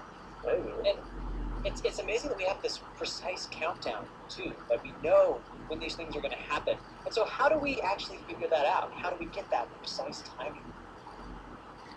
Well, back in the old days, slide rules and calculations and tables. I remember in the ancient ways, when we studied this in school, we used tables and had to actually calculate it ourselves. I don't know, Will and Eric, you've been getting your astronomy degrees much more recently than I have. I don't know if you still have to do this, or whether you just can use computers these days and save yourselves the trouble. So, how is it done these days? Probably just very good. Well, I have to say, one of the publications I got many years ago was a book by a very famous eclipse expert called Fred Espenak, and it's essentially the canon of eclipses going usually millennia into the future. So that is the incredible thing about astronomy, is you can just do the computations, and then you have these times and these dates going hundreds of years in the future. So I've never done any of these calculations myself, but thankfully people like Fred Espenak have, and it's like Eric was saying. I know Fred personally. You know what he once did in Africa during a total eclipse, Will? He had the sun just in one little break of sky, and he ran at full speed, trying to keep the sun in that little patch between clouds. He ran through fields in Africa as fast as he could, and he ran as fast as the clouds and managed to see the entire North Valley by running under it. Just to give you a report, we just got the feedback from Griffith, and look, there's just this incredible transition that is just occurring. We're getting so close to this pivotal moment. We see this bright sliver at the top of the moon that is just slowly going away, and it's really, we see the reddish tinge at the bottom, and I think our Griffith Observatory partners are doing an excellent job at just sort of accenting this transition. Just look at that. They really are, and I like the magnification, too, that we're seeing in all of our feed partners. I think it's the perfect magnification, because you want the moon to look about this big, you want to have some nice black space around it. I think for sheer drama, aesthetically, this is perfect. You don't want to zoom in too close, you don't want to make the moon too small, it's just about as good. What's odd to me here, and Will, I'm sure you'll agree, is that we're seeing the last bit of sunlight, sure, but the upper third of the moon almost looks like it's covered with ice. So unless something weird has happened to it in the last hour or two, that's sort of an odd little effect, isn't it? I'm wondering what we're seeing here. It's what I was talking about earlier, that lovely sort of turquoise blue light that you often get around the edge of the Umbra, because we've talked a lot on the webcast about how that red colour comes from the fact that the Earth's atmosphere basically scatters away the blue light and what's left of the red. But actually high up in the atmosphere, ozone actually absorbs red and yellow wavelengths, and what's left right on the very edge of the Umbra is often this beautiful sort of bluish turquoise ring to the umbral shadow. So I'm wondering if that's what we're seeing, that sort of mixing with that typically sort of silvery moon colour, and giving us that, like you say, it does look sort of icy, doesn't it? Look like it's frosting, like anything or something. And there's Mare Crisium standing out with the degree of contrast that you'd never see in real life. On the upper right, see it? I mean, that's pretty much the roundest of the Maria, or Maria. How do you like to say it? Maria or Maria? What's your favorite pronunciation? I've always learned it's... Go ahead, Will. Oh, I said Maria, but I don't know whether it's a European thing. I always learned in all my classes it was Maria for me, but I do know it's different from place to place. Ah, now look, we're getting a beautiful red moon. Now this is so pretty, isn't it? You know, beyond the science, of course. One of you two mentioned the poetry of motion, the beauty of space, and you know, you were not getting too syrupy for my taste, because I think, you know, if you can't see the majesty and the loveliness of what's happening, if you're only in the science, well, that's okay. But look at the gorgeous thing that we're seeing right now live. I mean, this is worth getting up early and feeding my dog at an unusual time for. Absolutely. The red is just flooding in. And from minute to minute, we're just seeing these subtle differences in evolution in what the moon is, as it's just so close on the cliff of totality, reaching so very close to it. Just to give you an update, our Australian feed partners are clouded out right now. Hong Kong is clouded out, but Griffith is clear. Griffith is beautiful, and look at just what we're seeing right now. That's gorgeous. You know, and the red on the rest of the moon is far more evenly distributed than I think any of us expected. I mean, of course, the last word has yet to be written here, because the moon isn't quite in totality yet. But the rest of it is has a far more homogeneity than I would have expected, considering that we've got the top part of the moon that's going to barely make it into the upper, and the bottom part of the moon, even that's not going to quite reach the center of the moon. So I was expecting a much darker bottom and a much lighter top. Let's see if that develops or not, but we'll see. There's a lot of different things that, you know, as we've talked about through the broadcast, that totality, as we experience it live, we'll be able to tell. Like there was that conflict that people were saying the totality would be longer than others. And so we'll be able to experience that live and be able to tell for ourselves in real time what this event is, how it's experienced, the length of it, what colors we see, and what that tells us about our environment. There's so much that is coming right up, and even as we're talking right now, what we're seeing is just so magnificently unique. This is not a moon that you see every month. This is a moon that you see for a total lunar eclipse. And it surpasses, I think, you know, the media will always like to name these things. I think we're here at SLU, we're probably as guilty as any. I love our SLU founder, I think, originated the term the breakfast eclipse. I think that's really precious. That's a good one. Some call it the blood moon. You know how it is.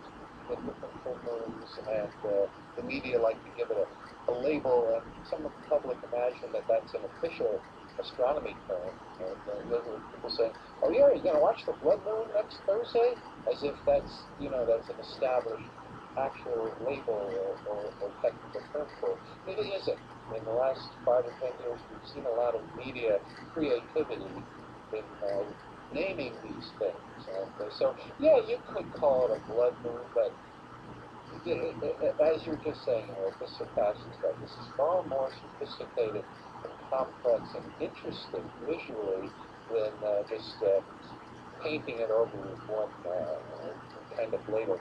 I'm still a little, I won't say freaked out, but awed out by that section on the top that looks so white. Not this remaining sunlit section, there's not much of it, but below the sunlit section, there's such a high contrast between the rest of the moon and what we're seeing on the top. Will thinks that might be part of the slightly bluish light coming from the ozone.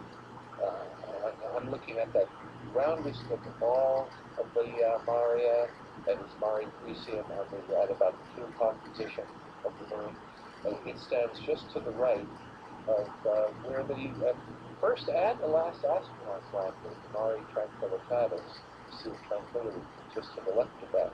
By the way, humans, Apollo 11 and 17 landed in that area. And so we're just minutes away from totality. We're getting so close there.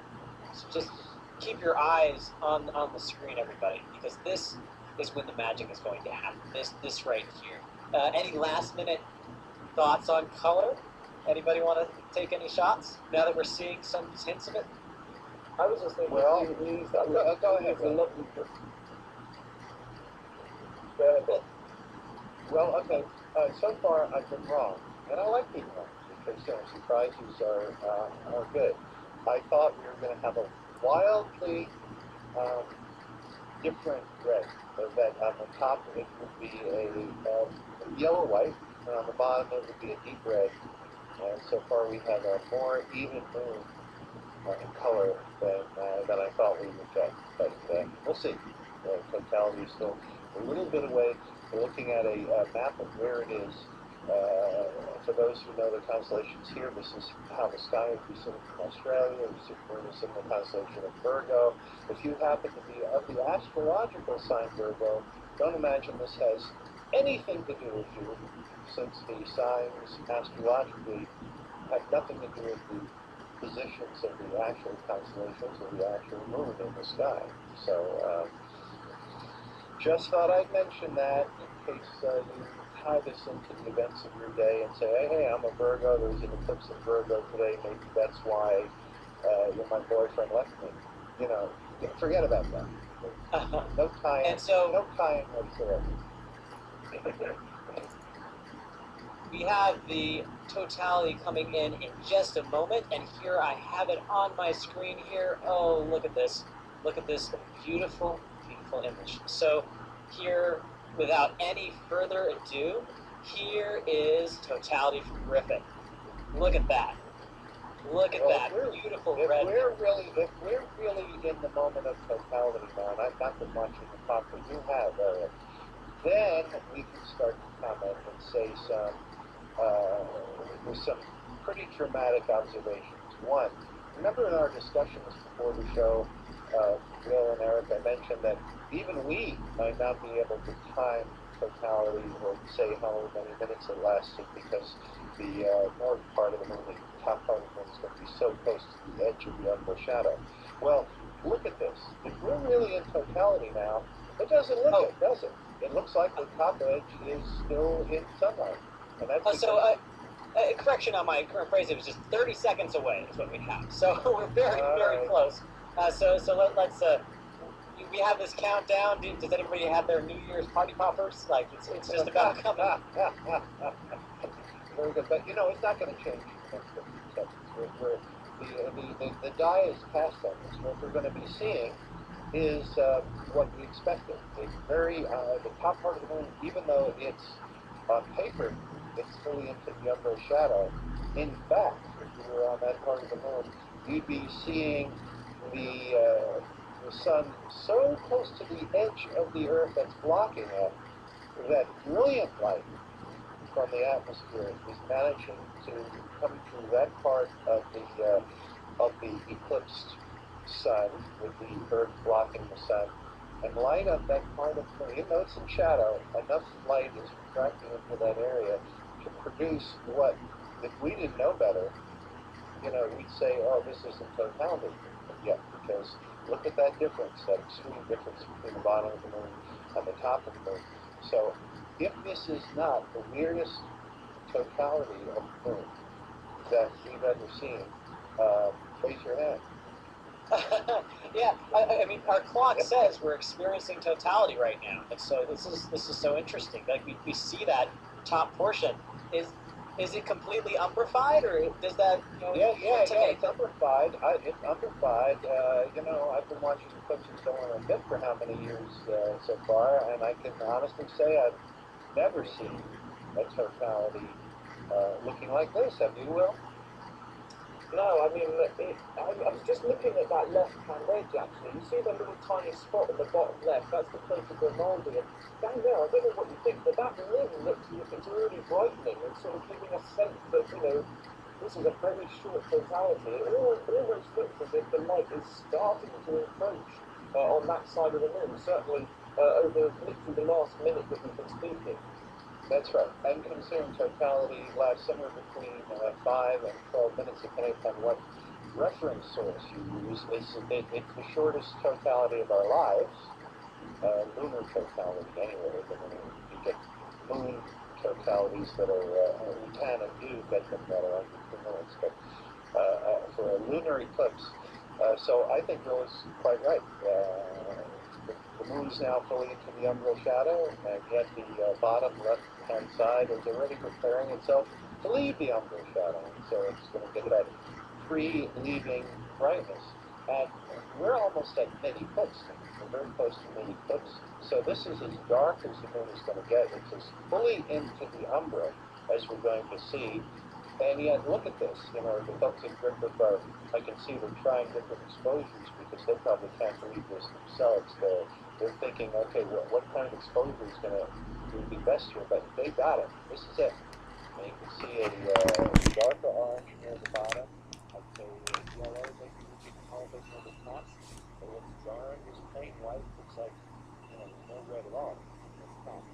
And so we have, as expected, a very uneven eclipse. I'd say the oddest, strangest, most unique totality, certainly that I've ever seen, at least since the Pinatubo one, which was what, 30 years away. That was unusual because the moon essentially disappeared. Usually you still see the moon during totality, but because of volcanic eruption, that was extremely dark eclipse. But certainly in 30 years or so, this is the strangest eclipse, the strangest total eclipse. And we're looking at it well. Unlike, we've mentioned this before, but an eclipse of the sun happens at different times for different places because the moon's shadow travels along on the moon. And so it depends upon where you are, what time it happens. Not so here. It goes into the Earth shadow at the same moment that all observers, as we see our good partners in Australia to Canada, has set down to Canada to Los Angeles area. It's the same moment for all observers. So we're seeing this live just as it's happening. It's absolutely gorgeous. Like, I mean, you really put a name to it where you have the red at the bottom, you have the yellow in the middle there, and the top being like it's like the ice caps up there.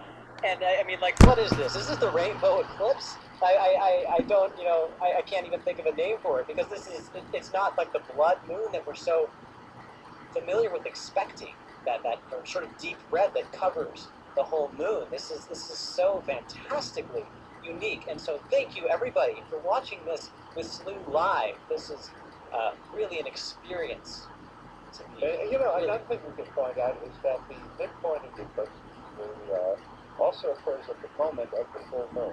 So we're seeing the moon as round as it can possibly be, and it just so happens that the moon is the roundest visual object we ever see. Well, the sun is tied with it, meaning that of its 2,160-mile diameter, it's only out of round by 4 miles, or 1 part in 500, far less than the eye can possibly see. So if we were drawing a circle using a protractor, remember those from high school? Make it with a pointy edge.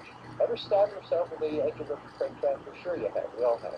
So you draw as perfect a circle as you can, and that's what we're seeing. We're seeing the moment of the full moon And this happens to be a very round moon. They're not all round. Objects in the universe can vary in the squash, but our moon, considering that it's so close to Earth, 81 times less massive and less than one half of our density, you would think that Earth would act on it and squash it and pull it, but it's more sturdily built than it has any right to do. So it's really maintaining a nice round shape. Perfect roundness right now. Everything is happening just right about now. The full moon, the beautiful gradations of color. Just soak this in. To all of you out in the world, the SLU members, enjoy this beauty. Really, it's incredible. We also have a very, very privileged position here looking at it on the Earth, but I like to imagine come sort of 30, 40, maybe even 50 years from now, what's it going to be like when we have the first live pictures from the surface of the moon during one of these eclipses? Eric, you used a lovely phrase earlier, we're on the cliff of totality, when we were waiting to go into totality. And I wondered, what's it going to be like when we've got astronauts, dancing around the lunar surface, looking at other landscapes, watching that shadow approach, and then being bathed in this incredible light? Because, it's one of those sights that I don't think we've really yet got to experience. We've seen, rovers on Mars, and they've seen shadows racing across the surface, but a lunar eclipse live from the surface of the moon, I think that will be an absolutely incredible experience looking back at the Earth. And I I'm think sure that's we'll do it, probably privately. There'll probably be some private companies that will be offering rich folks, trips to the moon. And that could it be seems another to be the goal way for we're SLU. going now. In that we can give that, maybe we can be the ones that are giving you a live feed from the moon of what totality would look like. So let's go to infinity and beyond, gentlemen. I think that's great. I'll volunteer for the outside broadcast. as long as I've got some sandwiches. Would you really do that, Bill? Are you really brave enough to be an astronaut? That's dangerous stuff. It is dangerous. Yeah, I think I'd like it. I think I'd certainly like it. As long as I had a packed lunch and maybe a few good tips. Well, you're braver than I am. I'm a pilot and airplane owner, and I'm not afraid to leave the surface of the Earth, but I think those astronauts have courage, they have bravery that's beyond what I can even imagine. The space shuttle, remember, had a one chance in '74 of blowing up at the time it took off, and yet these folks were knowing that, and they knew that, yet they get into it every time. So, our hats off to them. Oh, and just to make a quick note here, this is about the time that people were saying, the 5-minuters were saying, and about this was how long that the total lunar eclipse would last. So, what are your thoughts? Do you think that it's about totality is about done? Nope, it's still going on. You can see that the end of the totality will not occur on the top. It's going to occur sliding through. Well, it's so hard to tell because the top of that darn moon, the edge of the moon is so bright that it's pretty indistinguishable from full sunlight. And I was mentioning earlier, nothing has changed my mind since then, that this would be an extremely hard totality to time visually with the stopwatch. Yeah, we don't want a sort of schism in the astronomical community, people believing in like 5 minutes and 12 minutes. I think we've got to be very careful making conclusions just from the live feed, because as Bob said, I think what we're seeing is the exposure of totality. So it will be really interesting actually, because I was talking to Deborah earlier about what science people do. Maybe this is one of those little strange things, those little quirks that actually is going to need a little bit more research to really understand what's going on here, because as you can see, as you say, Eric, we're at 5 minutes and this is still a beautiful view of what looks mostly totally eclipsed moon. Right, and we all know that the main published figures were 5 to 6 minutes. My Bible has always been, and you'll like this fact, Will, has been the yearly publication. It's jointly published by the Nautical Almanac Office of the U.S. Naval Observatory and Her Majesty's Nautical Almanac Office, the United Kingdom Hydrographic Office. These are astronomical phenomena for year 2015, very technical. Those tested them above the rest, and they insist that this was a 12-minute totality, even though we've been seeing 5 minutes elsewhere And so far what I'm seeing is I'm going to still focus these guys, 4 women.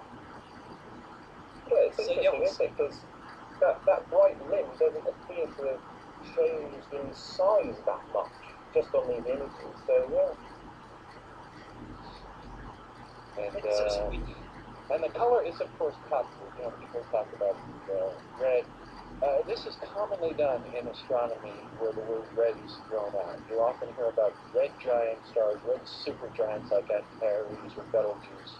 But if you took a paint swatch from a paint store, held it up to these stars, the true color of all these red stars is just on the orange side of yellow. I mean, honestly speaking, they're not even close to red. And the deepest red stars are kind of pumpkin colored. So you don't really get reds in stars. You get yellow-oranges. Even, you can see this in our own slew images. Many of our members look at, well, we look at this all the time. So the moon, the honest color here, if we're going to characterize it and give it a color, you know, normally we say coppery red for a totally eclipsed moon. If it's normal, if our atmosphere is not doing strange things, I think we can say that this is a good environmental report card about Earth's atmosphere right now. This is the kind of color we want to see if we know that the air is still breathable and not dusty. And this is a nice color, but how would you characterize it? I'm not sure even orange is the right word. Maybe coppery is the right word. What do you think? I was just thinking that we're quite a strange bunch of astronomers, aren't we? Because we call a lot of things red, like saying, and we call everything that isn't hydrogen and helium a metal. So maybe we're not the best people to judge it. Maybe we should get some artists, to sort of give their impression. I mean, I think it's one of those things that is very subjective, isn't it? Colour and light and stuff. Yeah, yeah. And we could use some artists and poets on the IAU's naming committee. I mean, you know, we call that giant hurricane storm on Jupiter that's twice the size of Earth. What do we call this thing? The red spot. You know, we live in this city of galaxies, and what do we call it? The local group. The rings of Saturn, among the most magnificent things on Earth, but they're named A, B, and C. So, yeah, you're right. We can use some artists and poets in our naming schemes. But it's still wonderfully flamboyant, like how we just pointed out that everything that hydrogen and helium are metals. We call stars red. The sun is often listed as a yellow star. You know, you'll even find some textbooks that say spectral class G stars like the sun are yellow. Now, it's nonsense. You know, astronauts and high altitude balloonists will all tell you that the sun's true color is as white as snow. So an early G-type star, G0, G1, is pure white. It's not yellow, and the sun looks yellowish only because some of the blue has been robbed from it on its way to our eyes to give us our blue sky. So the blue sky creates the yellow sun goes with the blue sky. But once you get above the atmosphere, the true color of the sun is white. In fact, if you ever really want to see the true color of the sun that astronauts see, just look at snow on a clear day, because then you get the blue sky reflecting off the sun, and you get slightly yellowish looking sun reflecting off that same snow. They recombine, and so the color of snow on a clear day, that's the true color of the sun, seen by astronauts. Hey, look at this. You know, I think we still don't have the end of totality, or am I fooling myself? Maybe the upper left is starting to see an edge there. I can't quite tell, but it doesn't look very much different from the way it did a few minutes ago, does it? And we're very, very much far away from that 5-minute sort of category.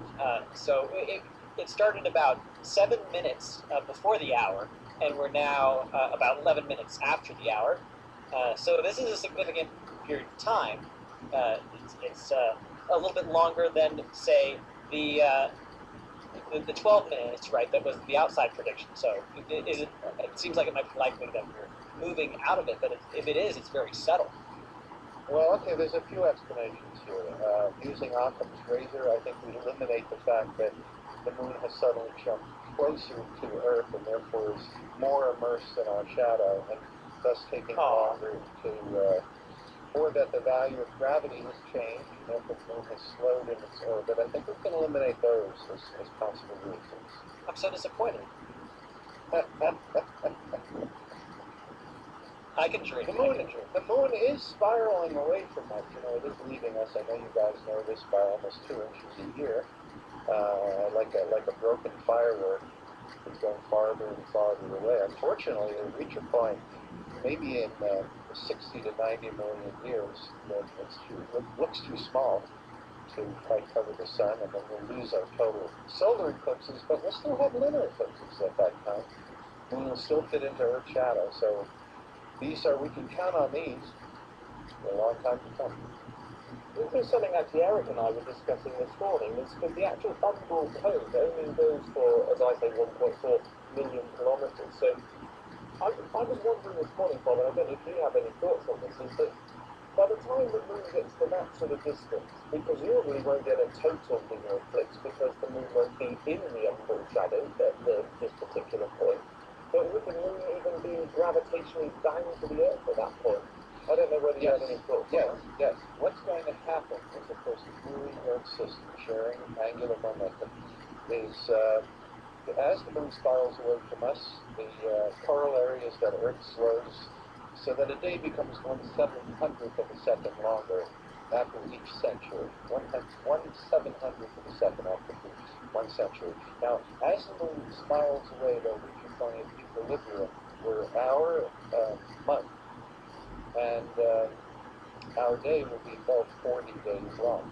Because Earth will slow to a 40-day day, and the moon will be a 40-day month, and so we'll be joined like Pluto and Charon, where you have both bodies in synchronicity. Right now, I think everybody knows that the moon's period of rotation equals its revolution, 27.32166 days, but the Earth also will be synced up with the moon, so that one hemisphere will have the moon in their sky. Probably property values will be higher than real estate values, because realtors can say, you'll see the moon from your house. The other side will never see the moon. And that would be the end of the story, except the sun has something to say about this. And what will happen from that point on is that the sun will continue to slow the Earth, and then you'll have a change so that the moon is brought closer to us. At that point, the leaving us changes, the sun starts calling the shots, and then the moon spirals closer and closer to us until it gets so close within the Roche limit that we have rings like Saturn. So the moon breaks up into millions of pieces, and we get a beautiful ring, and that's the ultimate fate. So everything it does is going to be beautiful. That'll be some billions of years from now before we have a ring, so that's not anything to mark on the calendar, but pretty stuff. The moon's always going to do good stuff for us, I think. Absolutely. And I mean, we keep looking at this moon, and it's so tough to see when this transition is happening, and it speaks towards, I think, our experience that we've had throughout this whole event, in that we had a sort of a countdown to the beginning of the eclipse, where we could already see a subtle shadow from the penumbra sort of influencing the bottom left corner of the moon. And as it ate away at the appearance of the moon from our view, it was this subtle growth. And it was nothing that was ever sharp or refined. We were always seeing gradations and nothing that is just black and white. Shades of just subtlety, so to speak. Well said. That's really well said. And subtlety is not anything that we handle well, especially in Western civilization. We generally like to just put a word on it, blood moon. But you're saying it's much more complex and much more interesting, visually sophisticated than a single word can capture, I think. It's very interesting. It's like when you go to the equator and go to the monuments near Quito, Ecuador, they have this blaring loud salsa music because, Latin countries have this distrust of silence, and everything is, is like loud. Well, we have a distrust of complexity. So, we tend to want to simplify things, but as we've seen here at SLU, and our SLU members, I'm sure, are enjoying, this is a much more interesting and complex event than the simplicity that some of the media may attach to it. Absolutely. And what I'm loving here is just the response that we're receiving on Twitter, how it's sparking the imagination of the people that are watching this event. That people are coining new thoughts for the color they're seeing. Like somebody's saying, oh, this looks rusty, or maybe it's blood orange, or things like that. And so this being faced with this difference, with this complexity, is creating this intrigue and interest in people watching to explore it further. So while there is this way in the media to just very much box it in, we have these curious people, we have a curious audience, we have our curious slew members that are looking at this and examining it critically and exploring the possibilities. So this is great. Keep your thoughts coming in because we love to hear them. We are looking at them. So thank you. Now, a sad thing is going to happen. Well, a combined thing. One, at some point, our friends at Griffith are going to decide, all right, they're tired of overexposing the upper electric moon. Now that the moon has emerged from totality, it's way overexposed. Notice on the top, you don't see any detail. So they're going to decide at a certain point, all right, we're going to change the exposure to reacquire detail on the moon. And when they do that, they'll underexpose the Earth's shadow again, and then we're going to go to blackness. You see this changing moment to moment because the exposure is like they're kind of experimenting with it, and maybe it's on automatic, so I don't know the procedures that they're using, but at a certain point we'll lose the red color visually, but we will gain that weird shape of the moon. The shape will be clear, because right now the bright part of the moon, the lit up part, now that totality is over, is kind of merging with the eclipse part, isn't it? It's almost hard to sharply define the part of the moon that's now in sunlight, but that's going to change. And there's an interesting thing that you can actually see is look at the position on the actual moon surface of that bright region. About 20 minutes ago we were looking, weren't we, and we were seeing Mare Crisium disappear, and it was cut off, and now that bright patch has moved around. And I think you can really get a sense of the position of the umbral shadow, because you can see that the moon has moved down from top, sort of where you are on the screen, Bob, down from that direction into the shadow, and then it's kind of popping out now. And I think certainly you see right on the left-hand side, just where that very bright overexposed region is, you've got the sinus and ribbon there, and that, I think, is going to pop out into sunlight probably in the next few minutes, really. So you can really see that, as you say, Bob, totality has ended, I think. And this is an appropriate time to bring up our next countdown clock. Any ideas as to what this might be for? That must be the end of the umbral eclipse or partial eclipse. You are on the money, Bob. Like I'm very impressed. We have our environmental report card that is yet to be graded, but I'm grading your answer there with an A+. So have that. This is really great. These are great guys. This is a nice team here. These are real astronomers.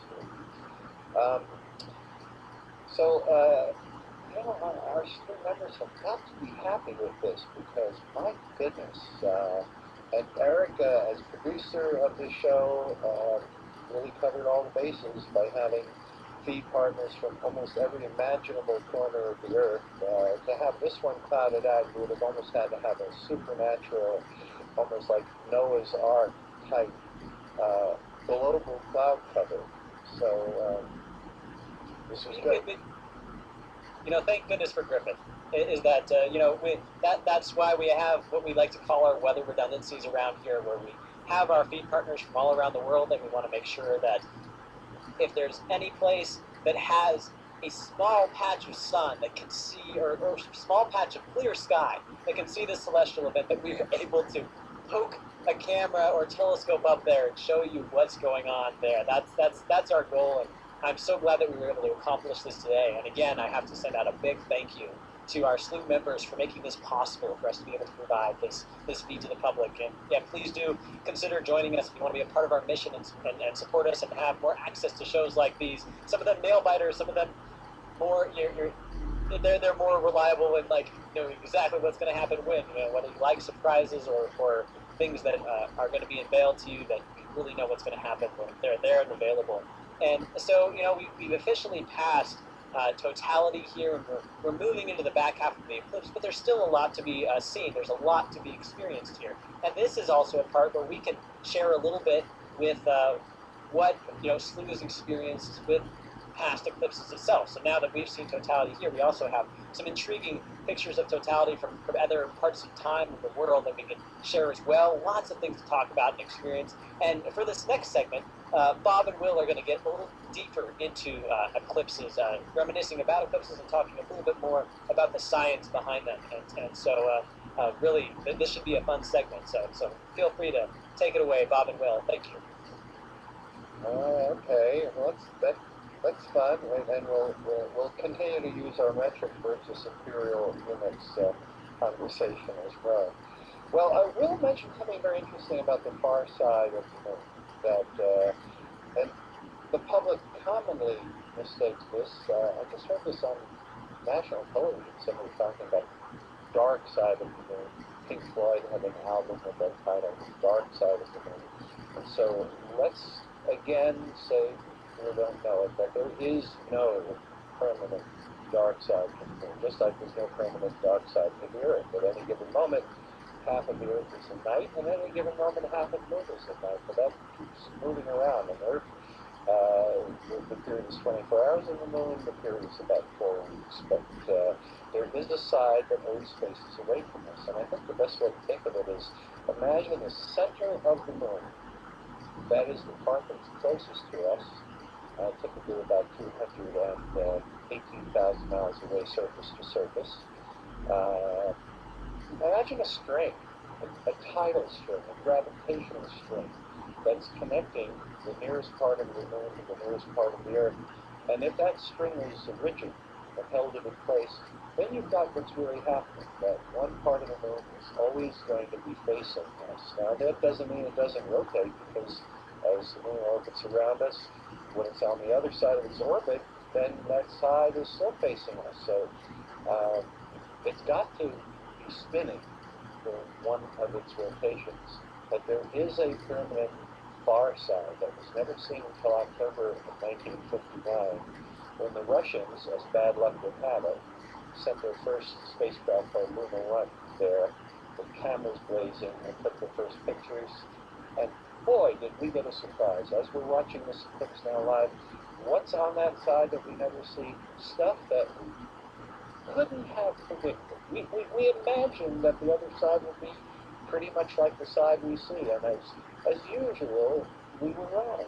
I mean, for all we knew for sure, maybe the moon was just a half shell. Maybe it was just like like with 2x4s holding up like a false prop, like in a Hollywood movie, and it wasn't even a full sphere. Actually, that was considered kind of like it. We thought it was going to be a sphere. But we weren't surprised for the lack of Maria or blotches on the far side. The far side has almost no solidified lava seas, and thus we see a lot more areas that were never drowned out by lava, full of craters, rougher material.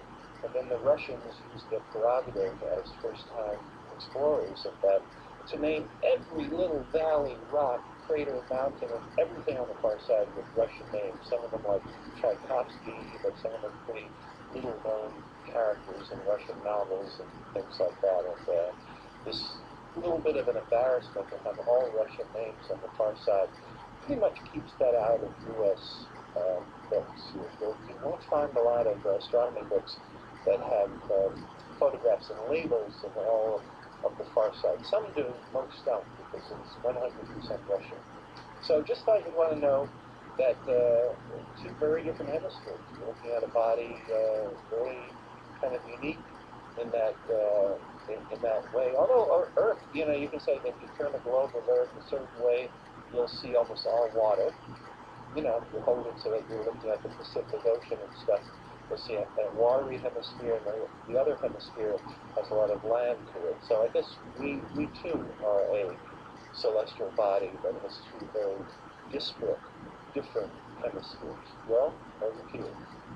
Yeah, I was thinking, you actually got me thinking about the nature of sort of exploration and what it means in sort of changing our views on the universe, because course, amateur astronomy, we've always been looking up at the sky from the surface of the Earth, and you were talking about the far side of the moon, and you got me thinking about the ancient Greeks, because of course, you go back to the time of Aristotle, and he thought that the moon was like this perfect, unblemished sort of sphere, and we have to remember that only just a few decades ago, with the Apollo mission, the first time we actually saw the surface, really got that sort of up-close view that we're so used to seeing from the surface of the Earth, like a beautiful landscape and mountains, valleys, things like that. And it got me thinking about, the way that we look at the sort of the illumination of the planets. It's very Earth, not by its nature. We're very Earth-centric, aren't we? Because that is our view of the night sky looking out. When we see the phases of the moon, we kind of think, oh, the moon is changing, but it's not. It's just this really fascinating interplay between dark and light. And you see it on other planets, don't you? You see the things like, when you look at the pictures from Cassini, you see these beautiful shadows and the way that the light scatters off Saturn. I don't know if you had any thoughts about that yourself, Bob. Oh yes, absolutely. And you're so right. We say celestial, but eerie, unearthly. It takes people out of their earthly cares too, and away from politics and all of these things that we're used to. I want to point out that our live view now still shows the last remaining bits of the red, the coppery red of the umbra, and this is also, now we're going to soon leave the period of strangeness of the lunar shape. Right now, the part that is lit up has a shape that's very different from the normal crescent moon. You'll never see a phase that looks like that, where the moon looks like that. But in another 20 minutes or so, the moon will start to more and more as the illumination spreads around the limb, as it'll more resemble phases that we see each month. Another thing we discovered, George just brought up the spacecraft visits to the moon, is that we finally were able to analyze the moon's material. And a lot of people still don't realize that the moon is half oxygen. Half oxygen. And then another quarter is silicon. Not to be confused with silica or silicone or implants or anything like that. Silicon, the element silicon. But fully half is oxygen. And since our bodies are at least half oxygen, more than that, most of our body is water and H2O. Water has a lot of oxygen in it, almost all the other things are oxygen. So, just to point out that when you get let's say coyotes are howling at the moon, what we're really experiencing is oxygen howling at oxygen. What's going on? And we never knew this about the composition of the moon, but it's more friendly than we think. It's one of the reasons that if we do go back to the moon, we can use the otherwise hopelessly dry soil, and there's more and more evidence that the poles of the moon are deeply shadowed and have ice, because they're not touched by sunlight. We can exploit that ice, we can exploit the oxygen in the soil, we can exploit the abundant sunlight. We're going to have to deal with radiation. The moon has no magnetic field, no magnetosphere to block radiation, no atmosphere to block radiation. So let's not over-romanticize the idea of being on the moon. Living in Antarctica would be a lot easier for life, a lot more life-friendly, at least you can breathe the air there. This is perilous, dangerous. Anytime your technology goes wrong, you're dead. So those people thinking about, we've got this spare world out here that watching honestly, and someday we can colonize it.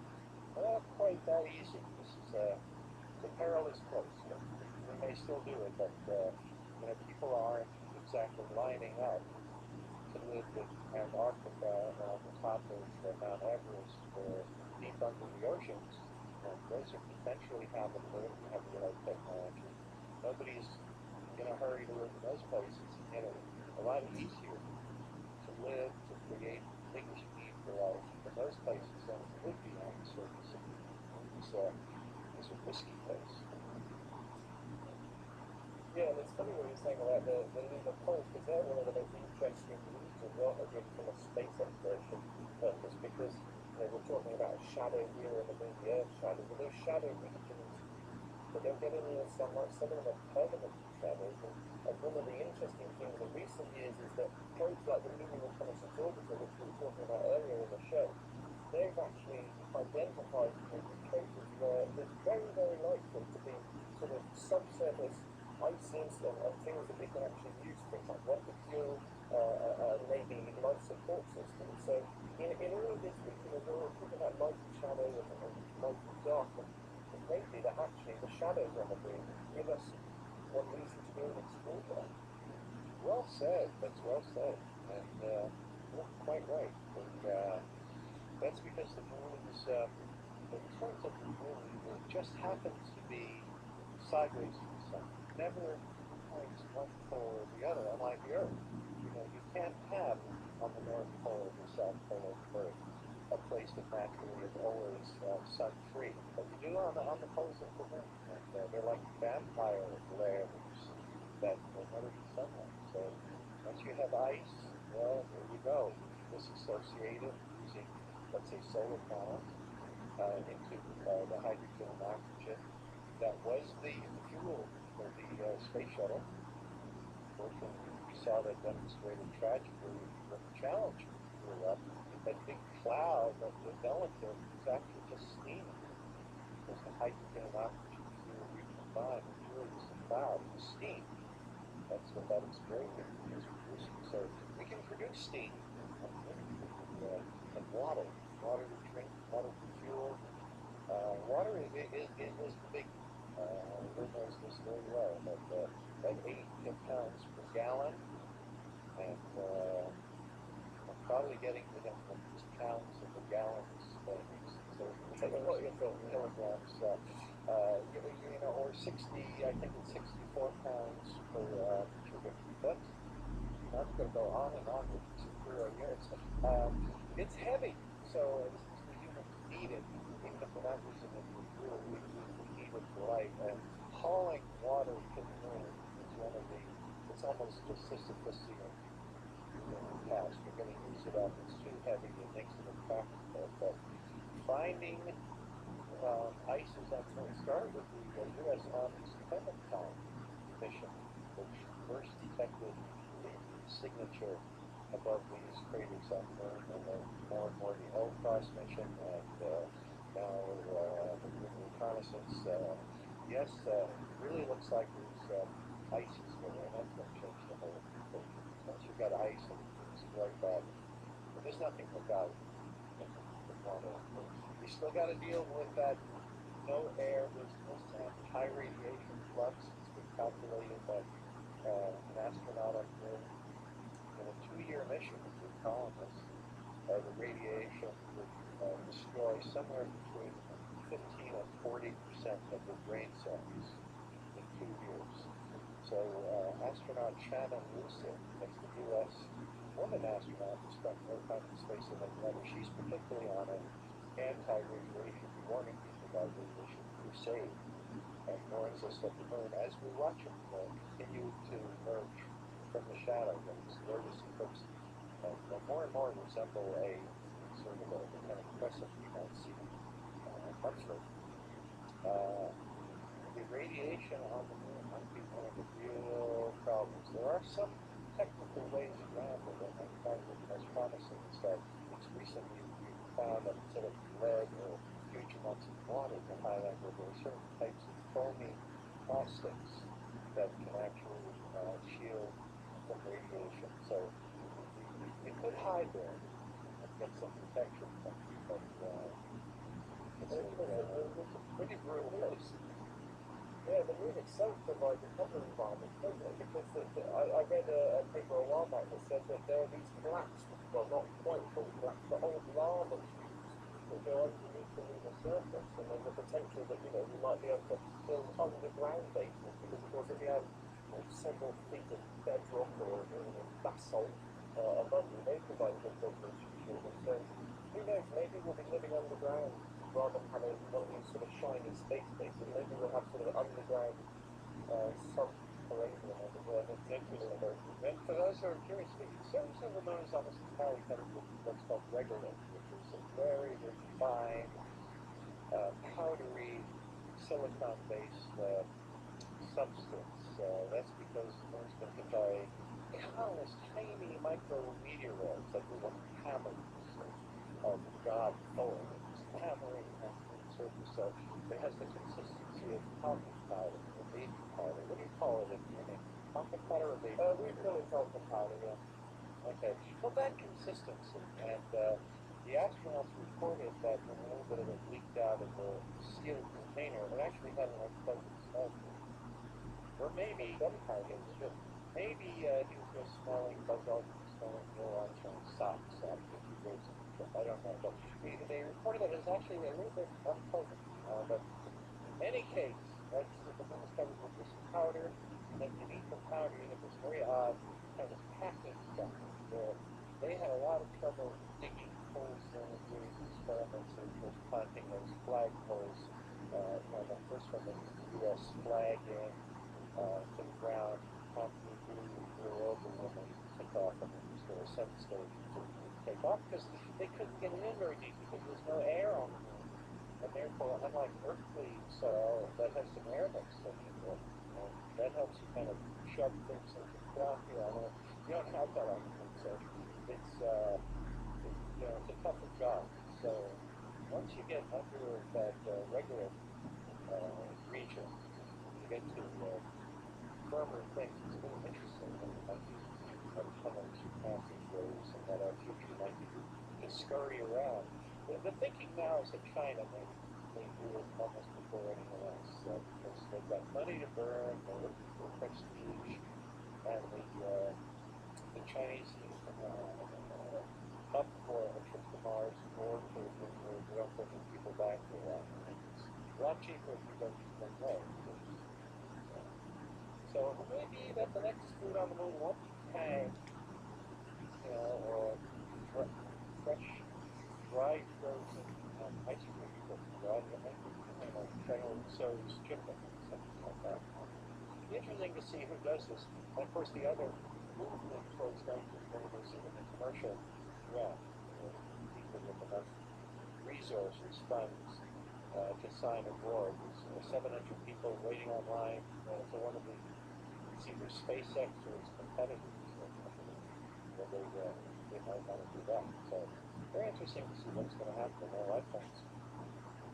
Yeah, it's interesting you mentioning about the regolith because it's only in recent years that we've understood and discovered that actually it has very tiny amounts of water in it as well, isn't it? So there's some ideas that maybe you could sort of somehow harvest the regolith and process it, not just extract that water, but then turn it into a building material, almost like concrete here on Earth.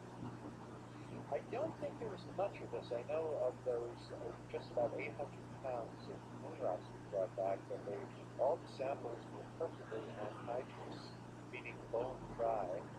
There are some places where comets crashed on the moon in all the eons past that have delivered a little bit of water. So I wonder what the concentration is there. Do you know if that's a high enough concentration to be able to exploit in a realistic way? Yeah, I'm remembering back a couple of years now, and I think someone said that if you could harvest something like a cubic meter of lunar regolith, so quite a lot, you could get just under a litre of water, I think. That's quite a bit. That's quite a bit. It's a fair bit, I guess. But I think in terms of processing power, it probably take a lot of machinery.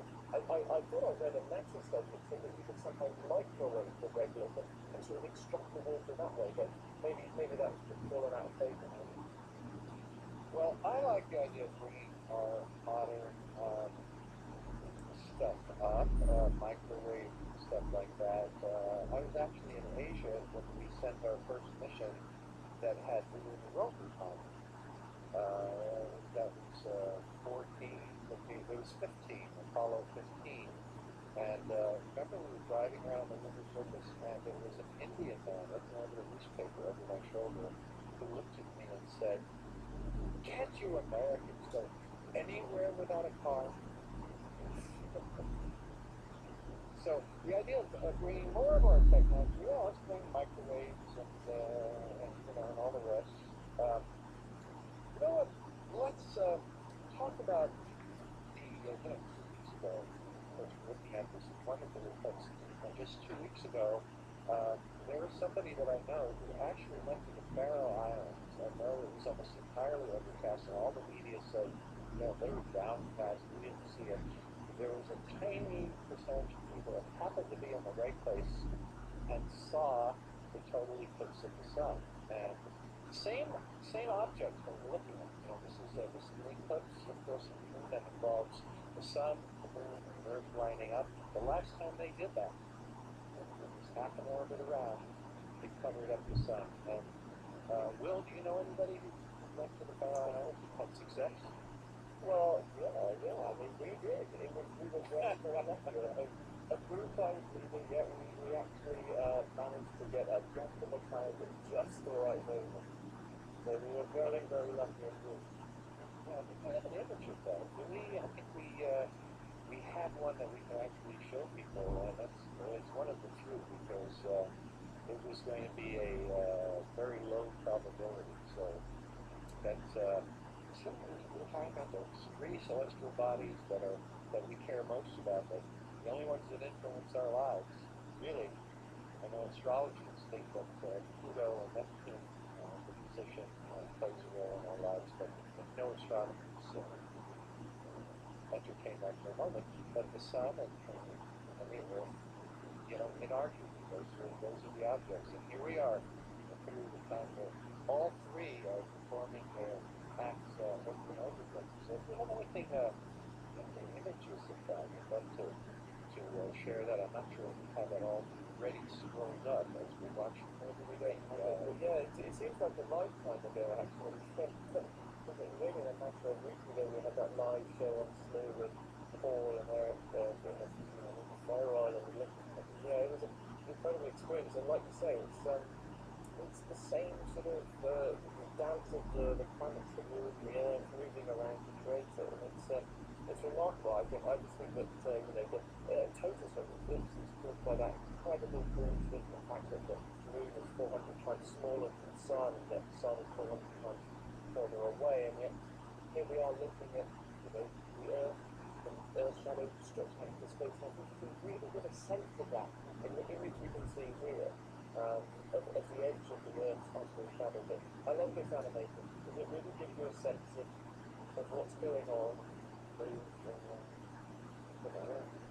And we occasionally hear people ask us, astronomers, is that a coincidence, or is that some kind of divine intervention, or what's behind the fact that we only have 2 disks in our sky, the sun and the moon, and they both appear exactly the same size? One, you just said it was 400 times farther away, but it's 400 times larger. So they both appear the same size. That's why the moon just both cover up the sun. So is there a reason behind that? Another thing people say is it a coincidence that the moon's rotation and its revolution, its month and its day are exactly the same, 27.366 days, or is that some kind of freaky coincidence? And the answer to both is that the first example, yes, that is a coincidence, it's true, but no other planet on its moon, where from any other surface of time is your moon looking the same size as the sun. In fact, our school members often look at Jupiter, and we love watching Jupiter's moons cast their shadows on the surface of the planet's cloud tops, and it's very obvious that they don't match. You do not see the moon looking the same size as the sun, or Jupiter besides everywhere else, but here we do. But in the case of the moon's rotation matching its month, that we see on every other moon, every other planet also has its period of rotation match period of orbit. In other words, it's a capture, positive capture sequence rotation zone. That one is common, it's a good explanation for it. The other one is just a fortunate and bizarre coincidence. And the fact that that's the case, it's changing distance, spiraling away, that it's the case that they match up just for the tenure in which we humans are on Earth. It's a wonderful thing. Yeah, you were talking about tidal locking there, is that it's not just in our own solar system. We found exoplanets that are very, very close to their parent stars, things that we call hot Jupiters. And a lot of those are tidally locked as well, so they only show one face to their star. So you get these exoplanets, these kind of alien worlds, where one side of the planet is incredibly hot and the other side is permanently showing very cool. So you get some very weird phenomena. So yeah, it's not just in our own solar system. We see this tidal locking all throughout the galaxy. The only planet that's tidally locked currently is Pluto, which is parent. They both have the same rotation period of about a week. As I mentioned earlier, we will eventually, with our moon, will eventually be locked in. Our day is going to match the moon's time. And we'll always one half of Earth will have the moon in the sky, the other half will never have the moon in the sky. So if it's not happening now, there are processes that are going to make it happen. As we watch the moon now continue to emerge from the shadow, okay, here's what we're seeing now. This is what's unusual. We're approaching the time of the eclipse in which the edge of the moon's limb is approaching half of the moon, which is the way it looks every month during a crescent moon. And so it's now starting to resemble a little bit a normal phase of the moon. We see the outline of Earth's shadow very clearly, and the radius of curvature of that blackness reveals that the Earth is large. It has a much smaller radius of curvature than the Earth does. The ancient Greeks had no trouble figuring out that this meant that the Earth was a sphere. I mean, you might argue that maybe the Earth is a dish, it's shaped like a dinner cup. But if so, it would always have to be aligned perfectly to the sun to cast the round shadow. Only a ball always casts the round shadow. So they knew we were a ball, they knew we were larger than the moon, and Aristarchus figured out the relative distances. So we're talking about a few hundred years BC, when some of the people, some didn't. There are many, I don't want to disparage the Bible, but the Bible talked about a stationary Earth, and and most cultures were still looking at a flat Earth and an unmoving Earth, but the Greeks hinted that. They knew what was going on. Every educated person in Greece over 2,000 years ago knew the story. The same story we see right now. And science was starting to prevail. I think we should name this phase probably the cross-off phase. What do you reckon? Well, I think you didn't have it on the book the first time. I'm doing one.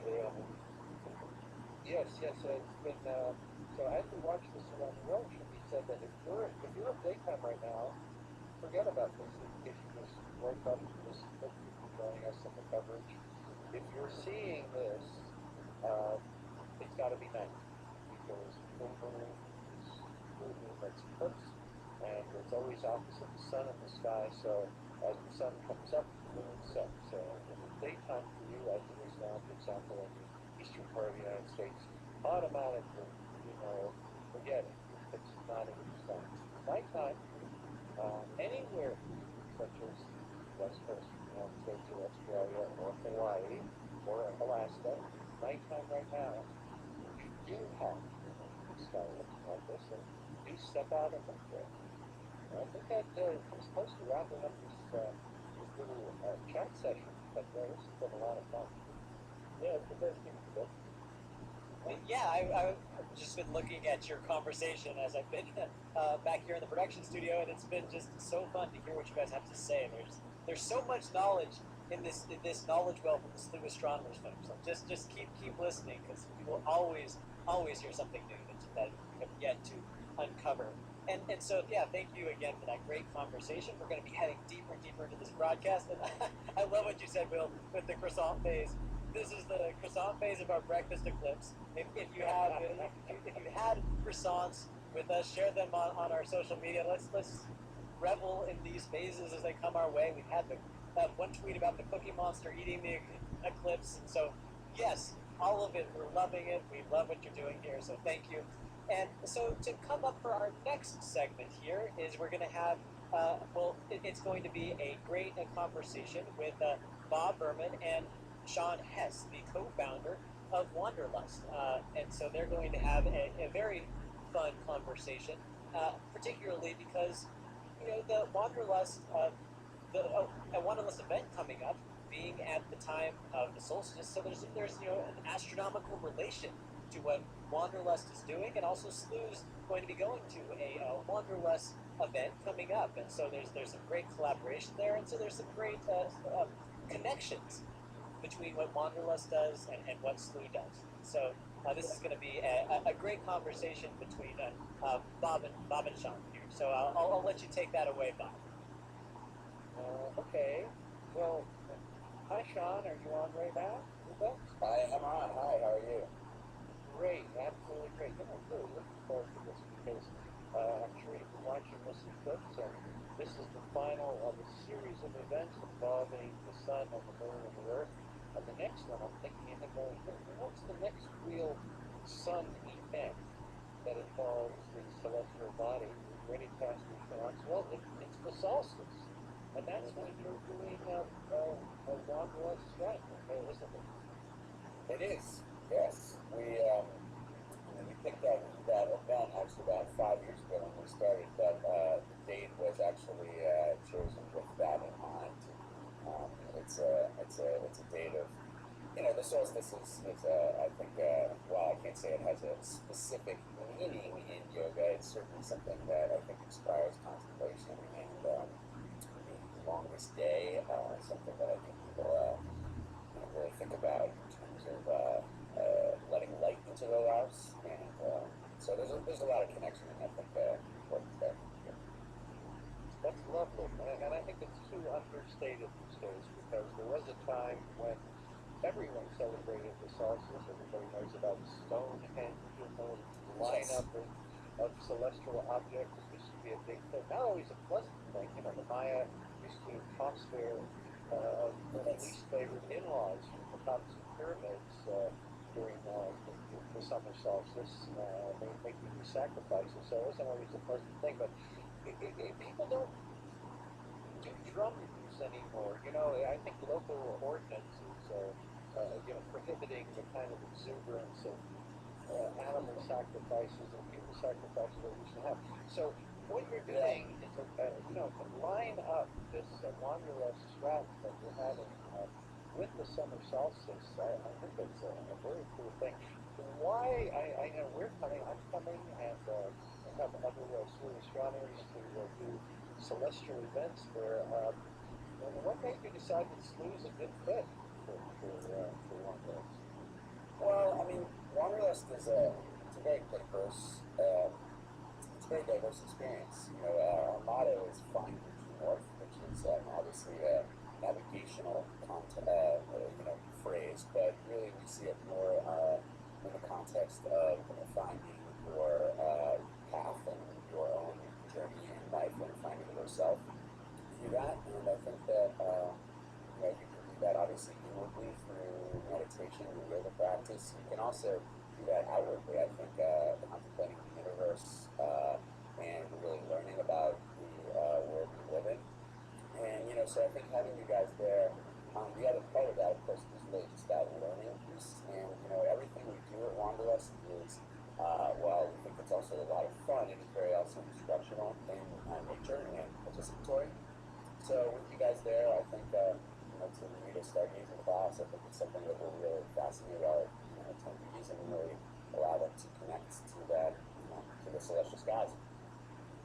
That's great. That's great. I don't know if you know this, but in India, of course, yoga, you do these yoga retreats, and a lot of practices of this came from India. And in India, they believe that the most propitious time, most beneficial time for spiritual growth is during the 6 months from the winter solstice to the summer solstice, while the sun is moving north. So at the time of the solstice, during your event there, at the moment of the solstice, that period ends. So are you going to tell the participants, you missed it, you should have been meditating tomorrow, it just ended like 5 minutes ago?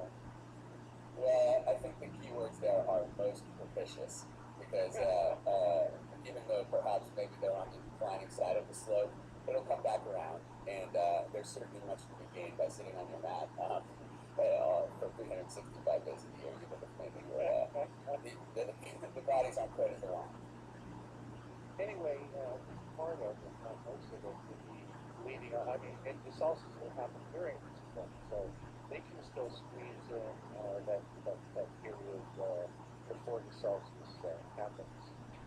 And that's also when the sun comes in at the strangest angles of the day and reaches its highest. That's a lot of symbolism there.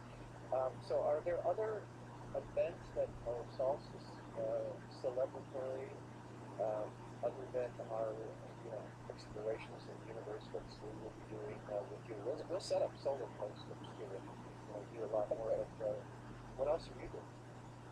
Well, I don't know. We typically celebrate it with, or at least sort of announce it, sort of have our party on our late night activities on that day sort of go a little longer just because people are up late. I think the Swedes have a great tradition still that's ongoing of celebrating the solstice, and we try to bring a little bit of that festive air into it. But a lot of teachers also are, whether it's specifically the solstice or just, we have Rod Stryker, who's a very well-known yoga scholar, who's in a class sort of inspired by the moon. And I think you'll find that sort of moon and sun and, planetary alignment is something that many teachers pick up on. So I haven't really, to be honest, searched through. We have over 160 classes at one to West Vermont, and I think probably if one gaze through the schedule, you probably find more than one that picks up on that. Well, unless you're totally packed, I don't know if you are yet, but there's still room.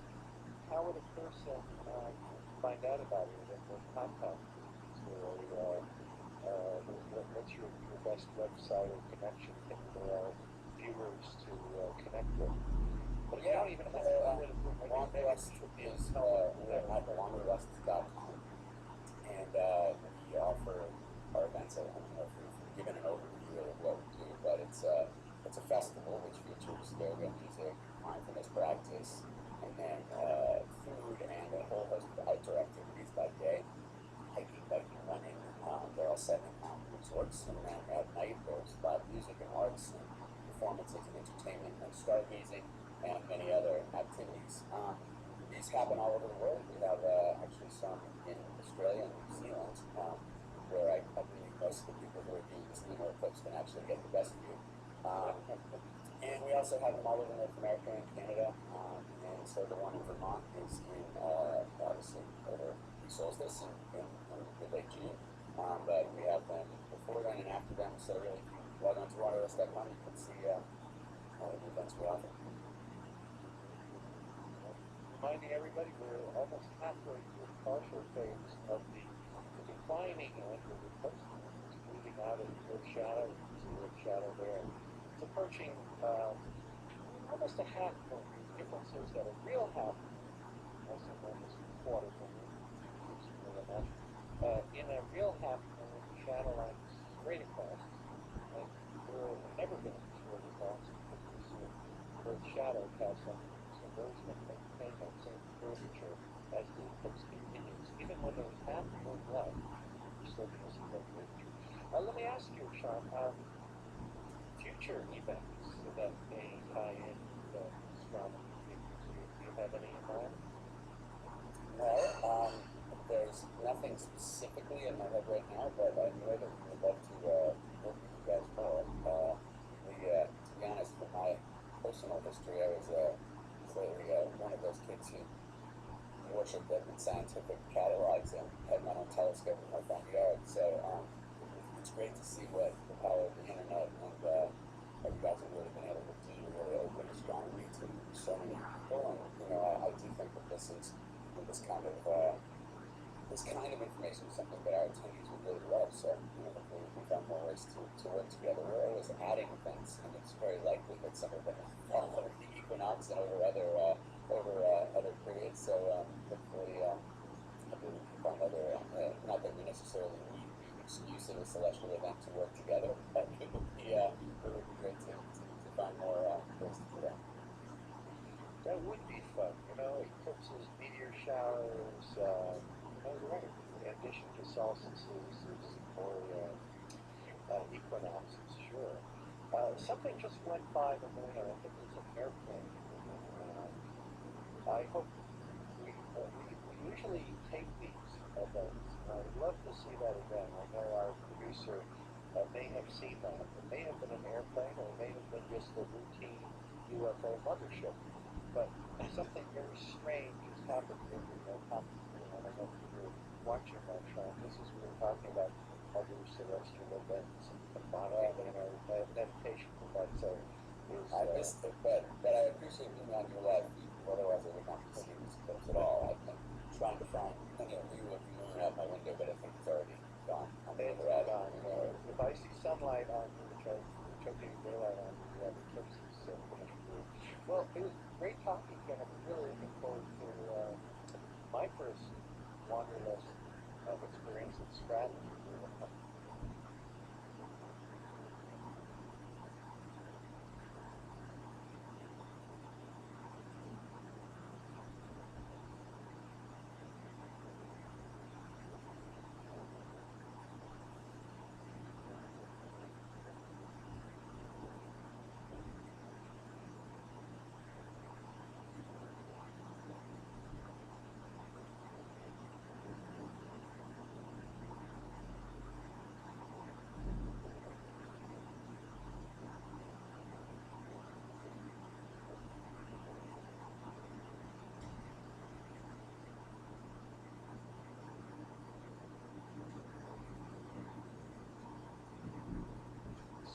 There to explore the universe, giant telescopes like that, and we can combine Earth and sky with what you do. Very exciting, and just keep up the good work. Well, likewise, you too, and thank you for having me. Pleasure. It was really just great to hear about that. Particularly, I think what really brought it home is that the relationship between humanity and astronomy. And then we see these two lines, these two streaks across this eclipsing moon, and so we see this imagery broken by man-made technology. In a way, I say broken, but in a way that added to the artistry and beauty of it all. I think it was really quite fantastic to see. I was just, my mouth was open as I was watching those lines go across, and I was just realizing, oh, that's what that is. It was quite a magic moment, wasn't it, Bob? Well, yes. Was that a plane? I think it was a plane. Looked odd. I have not been able to confirm it just yet, but it looked like it because it had those two sort of really distinct streaks, black streaks, which I would think would be it.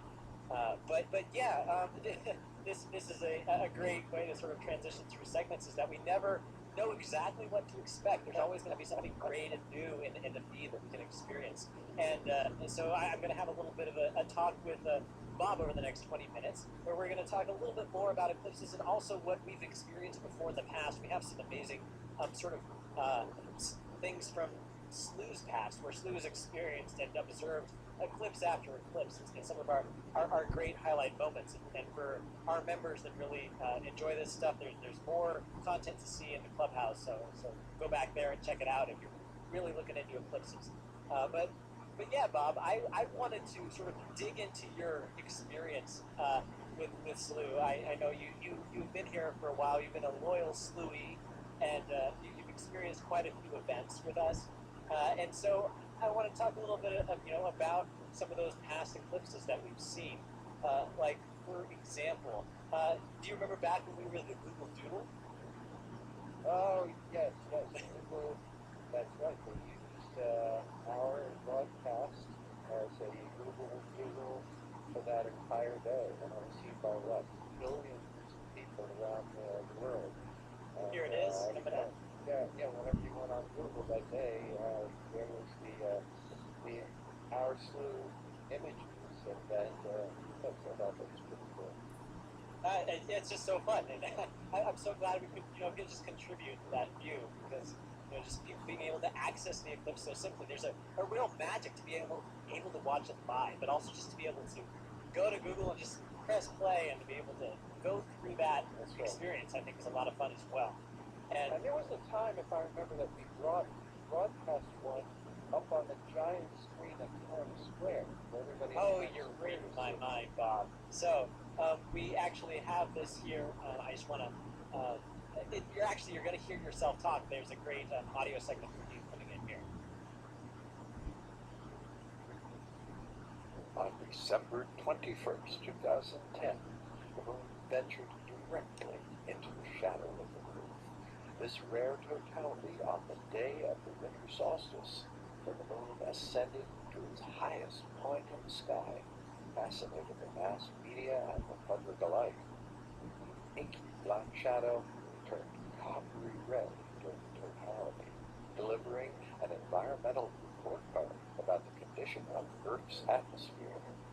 This type of eclipse unfolds in slow motion over a 3-hour time frame, and you're now seeing a slew time-lapse presentation revealing its odd metamorphoses in a matter of seconds. So, Bob, you talked earlier about how you coined environmental report card. Pop quiz, where do you think I heard the term first, environmental report card? It was this video. It was this video right here. I think I should try to talk like that. My pretend announcer voice all the time. Well, we're now seeing final parts of the eclipse. Now, notice the orange color that's flowing on the moon. This is not an artifice. I don't believe that our spook-feed partners in Los Angeles at Rift Observatory are artificially coloring the moon. It's that orange, amazing color. No, this is happening simply because the moon is ascending lower into the sky and is turning its normal orange color thanks to atmospheric refraction, plus a little Los Angeles sky. So that orange is again not an artifice. It's just the way it's approached. I can't keep up that thing. What gravitas you have, Bob? We need to seriously understand astronomy. I feel so deep within the universe as you speak about it. It's so great.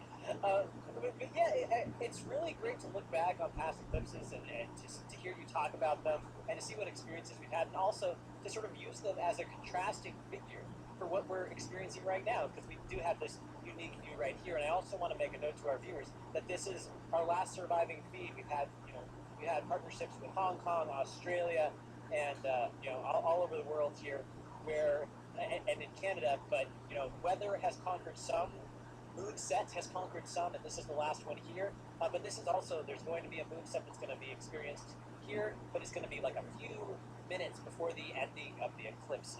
We'll see how low Griffin can go in terms of viewing the moon, and so we'll get just about to the end of the eclipse here. So it's going to be an interesting adventure to see how far we get into resuming the full moon figure.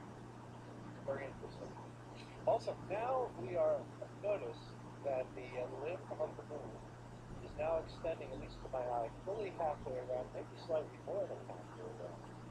In other words, we have the view that's analogous to the quarter moon phase on the Earth, or the first quarter or the last quarter moon, with the main difference being that instead of a straight line, the moon, we're then looking sideways on the moon's terminator every month. This is 1 week after the moon, or 1 week before the full moon every month. And we see the moon half illuminated, and the terminator is just facing us. It looks like a straight line. So here we see half the moon remaining, except it can't be a straight line because there's the Earth shadow on the edge. So even though superficially it may resemble a phase that we encounter every month, it doesn't. Look a little closer, you can tell that something weird is going on. I would have loved to see the real primitive peoples made of this. We already said that the Greeks properly figured out what was going on, and around the Earth was casting a round shadow onto the moon that were bigger than the moon. Aristarchus even figured out the relative distances. But what of the people who had no idea that it really looked like a fight, a scary thing? Well, we're going to have another scary one coming up. You mentioned Tetrad, the fact that we're having 4 totally lunar eclipses in a row.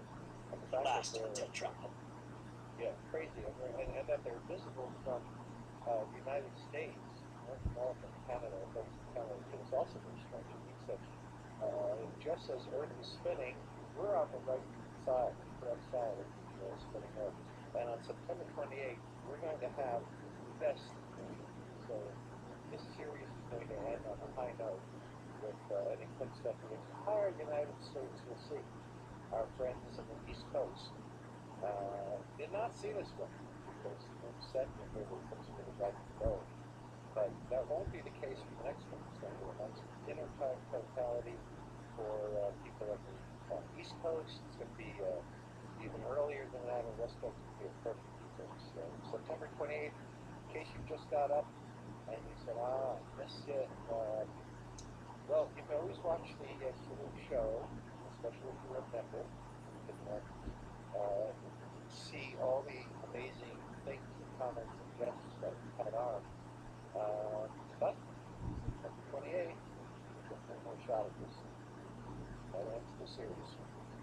Yeah, and it's, I mean, it's really going to be amazing to see the last of the tetrad in the U.S. and it'll be a great contrast. You were just saying it could be a hashtag dinner eclipse instead of a hashtag breakfast eclipse. So we can have our dinner food with this upcoming one. We can go around the clock, go around the meals, and get all that. And another thing I was thinking of as you were talking, it's so interesting to sort of compare the direct phases that we see monthly with what we're seeing here with the eclipse. So, just a challenge I'm putting out to Slew members. If you go into Clubhouse and you see this old show, maybe take some pictures of the moon through different phases and compare it to the phases that you see with this show. You can make a comparison chart. You can compare those images. So have fun with that. That'd be an interesting project, I think, and one that I'd love to do personally. But I'm happy that you're keeping us updated on these phases, Bob. When does it look like, what it is monthly? When doesn't it? I think that's interesting to delve into. Yeah. And of course, we're seeing the black shadow now. Again, it's black during the very beginning of the show, and we wouldn't blame you. We're doing how many hours of coverage is it? I hope it's on 5 hours, 4 hours. So we documented the penumbral sort of eclipse area. We documented the penumbral sort of eclipse area, and with that, we also have done the total eclipse of about 4 hours of the umbra. And so with that, we're going to have a bookmarks of about 5 hours total if you really came here early to watch it. So that's something that the people that like to marathon it can really do that. So, early on, note that the black shadow is really red, except the eye doesn't see it, and none of our retards show it, because to expose correctly for the moon, not to burn out the moon and have it appear not just white but blurry because it's been so overexposed, that's what you have to do to bring out the true red color of the shadow. Just note again that it hasn't changed. It's not that Earth sometimes casts the black shadow and casts a red one. We're still casting a completely red shadow, but it has to be underexposed in order to properly expose the moonlight. So that's why it invariably looks like a black shadow, except when it's very close to or during totality. So just to give you post of that, it's actually going on. And it's really it's fascinating to see. One thing that I also wanted to bring up is that we have another sort of crew of images from Slew of yore that give a great comparison to what we're seeing right now, which is so distinctly yellow. So what does an older eclipse look like? This is showing that view right here of a 2011. Is it this one that you were covering, Bob? Yep, absolutely. And notice the moon's orientation looks about the same in all places, and that's because they're not too far from each other in the world. We're not seeing any of them in which the moon's actually upside down. And then, as now, we brought as many as possible. Of course, we use Slew's own observatories if the eclipse happens to occur in the correct place under them. Otherwise, our three partners provide the images. So look at this. Isn't that great? And again, there's the early features. Will kept bringing up a little round, dark dot for the reason is on the exact right side of the great composition of the Mare increasing to see a crisis. That's probably the least appealing of all the names. From just to its left is the sea of tranquility and the sea of serenity.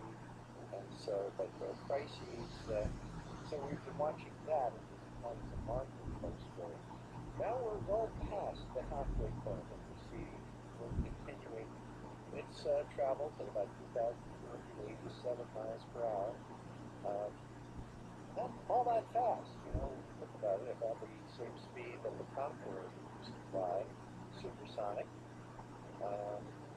Not a particularly fast-moving celestial object, but very close to its dimensions. So its width is 2,160 miles, so there's its own width per hour. We're seeing that right in front of our eyes. As it emerges from the shadow, that means it will take about an hour. At the moment it started emerging, and when it's fully emerged, then from time to time, there we go, got a countdown clock to where the eclipse is over. Now, again, this is a period where it looks a little weird. It looks like someone took a bite out of it, out of the country.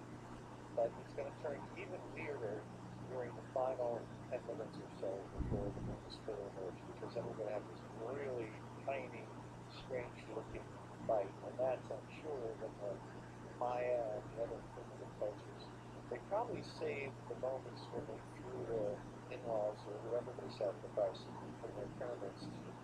I'll bet they didn't do that mid-eclipse, even though the Mayan astronomers were pretty keen. They were perspicacious, sharp skywatchers, among the best of all the civilizations in history. But if I were them, I would have saved those sacrifices for the weirdest part of the eclipse. And that's still to come. It's really, so looking at this phase here, how can we compare this to any phase that we see from month to month? Well, we can, because a normal banana-looking crescent moon, you see less than half of the moon. Here we're seeing fully half of the moon. It does look a little bit like a fat banana, but you'll never see a moon like this in the sky, obviously. If you do, call me right away, so we can let all of our members of this groups look up, because it means something that we're not happy about. It's happening in space. I like, by the way, gloriously something yellow. weird happening even on notice that the moon that we're showing right now from the river, that's not real. You know, we're seeing a shape that again belongs maybe in the psychiatry side or something. This is a strange shape, and I think what's happening now is we're getting extreme distortion because the moon's getting so low in the sky. And the Brooklyn Observatory is starting to see the effects of the atmosphere. Notice there's a piece of the moon on the upper right just hanging in space. That's not right either, unless the moon is undergoing some sort of cataclysm. It's breaking apart. Yes, Hawkins' Ranger tells us that that's not really what's going on here. Oh, and there's another one. Look at this. We've entered like a new bizarre phase of the eclipse that has nothing to do with the actual eclipse, but has everything to do with our atmosphere. So maybe that's another topic worthy of discussion. For example, our atmosphere, when the sun and moon gets low, a lot of people don't know this. It's already set. You see a ghost, a phantom, with the moon or the sun sitting on the horizon. It's not there. It's below the horizon. Because the air is so thick, when you look right towards the horizon, you're looking through 14.4 times more atmosphere than you look straight up. 14 times more air. So that much air bends the image of the moon and the sun upward by its own diameter. And that means when the moon or sun you're out on a cruise, or if you live in California, you have a nice flat ocean view toward the west, and it's sitting on the horizon, it's not there, it's gone. And we're seeing a false image that's been bent upward. So here we're seeing right in front of our eyes the other atmospheric effects. We're seeing just, it's so dynamic right now. We've been seeing the color changes throughout the eclipse. We've seen totality, the reds, the yellows, and this brilliant yellow here as well. And so thank you so much for really getting deeper into the meat of this eclipse and what's unique about it with me, Bob. I think this was a fun segment. And so, yeah, moving right along, I'm going to invite here Will at this time to join me as we're going to be counting down to sort of the end of the eclipse. This is going to be a precarious segment here because we're getting to the point where we're not quite sure how low on the horizon that this Griffith is going to be able to handle. It's going to be a bit of a astronomical limbo, how low can we go sort of situation. But I think that's part of the fun. We'll have a little bit of a celebration here. We can shake the maracas. We can do what we need to do. I mean, what are your thoughts on this move, Will? I sort of brought you in sort of a unique point where it's looking pretty unique, I guess I keep wanting to say. I think what we're seeing here is actually probably the moon is setting on the horizon, and just yet, from Griffith observatory at the moment, the moon is about 4 degrees above the local horizon. So, I mean, I don't know if that's clouds or maybe it's a nearby tree very, blocking the view, but we've seen, all of the total phase and the vast majority of this phase where we've seen that ultra taking that big bite out of the moon. So, I don't feel cheated anyway. I feel as if we've had an incredible few hours. I mean, it's remarkable thing that we started this broadcast. Will, exciting. So just coming in from Australia, we have something to see.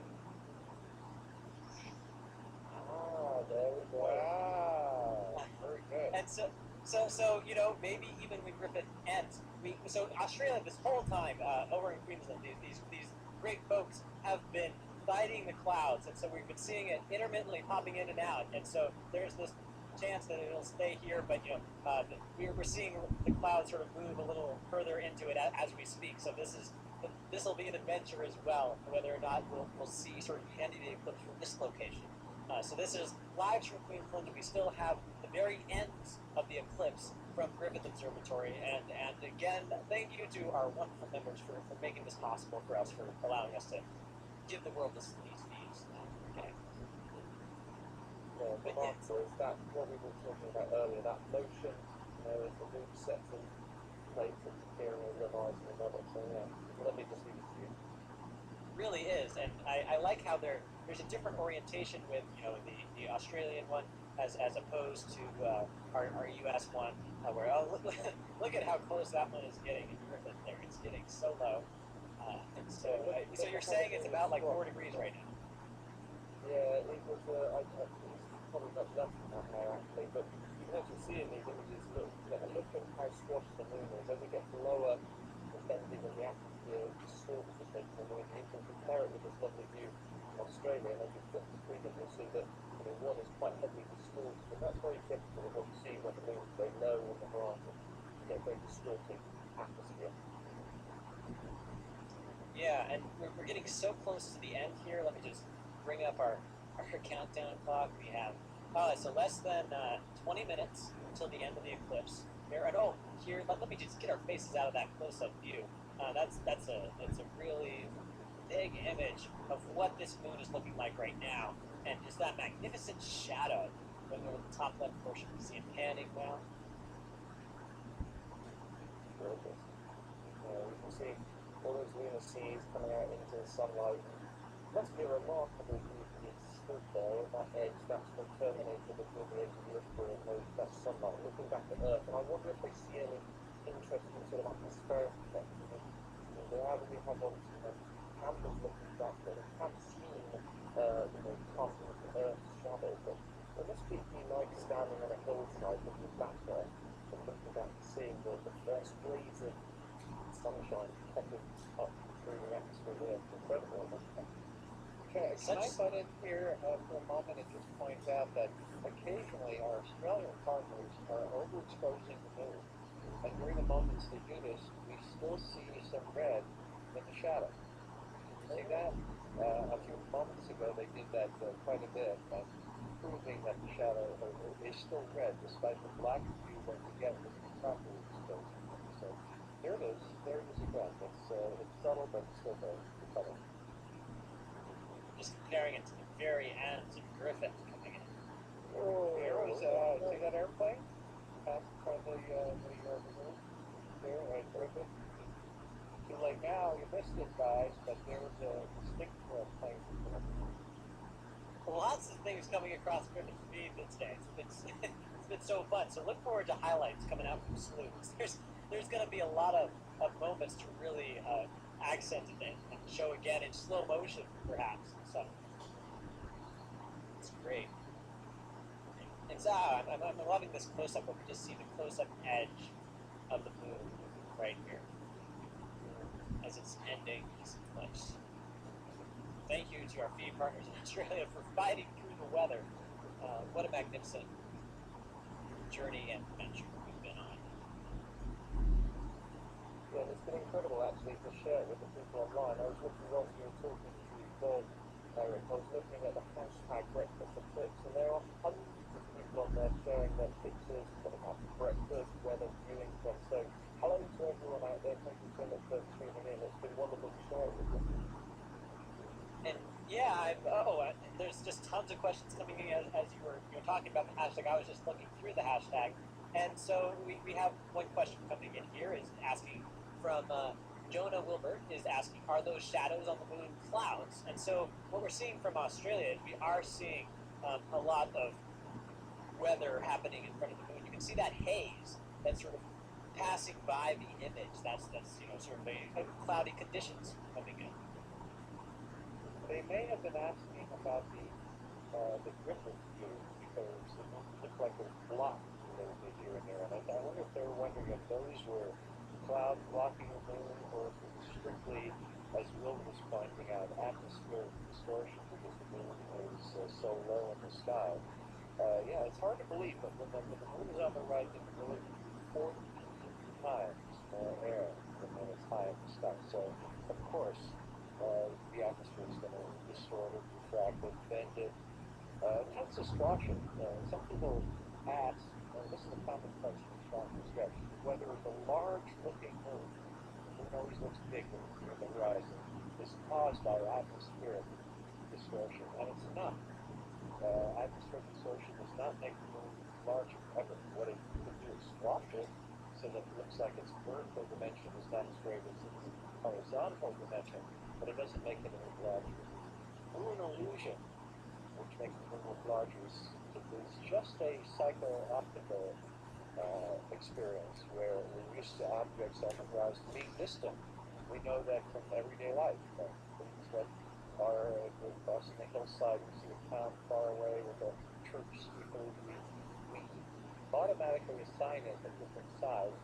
It's distant, it's on the horizon. So we automatically do that when we see the moon low, and it looks much larger against earthly objects than it does when it's dwarfed with a huge hemisphere of the sky. I mean, the moon's only half a year size. The hemisphere of the sky is 180, so it's tiny when it's larger, when it's up high, and enormous looking. It's near the horizon.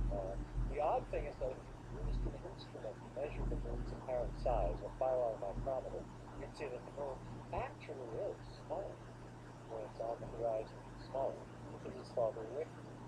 You on your spinning Earth have rotated farther away from the moon by as much as 2% in existence when the moon is on the horizon. So it actually grows smaller when it gets lower and lower. But it sure looks the opposite. It sure looks enormous when it's low, doesn't it? And so we're moving towards here our final countdown for the edges of the eclipse.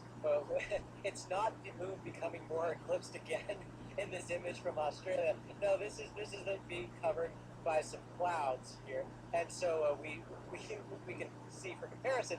Here's like the ends of the Griffith eclipse coming in, where of course it's a very clear skies, and so yes, the moon is still being uncovered by the shadow. There's the edge of the moon being covered by the shadow in Australia, and yeah, it's not re-eclipsed. It's just covered by our always there, always hanging out clouds.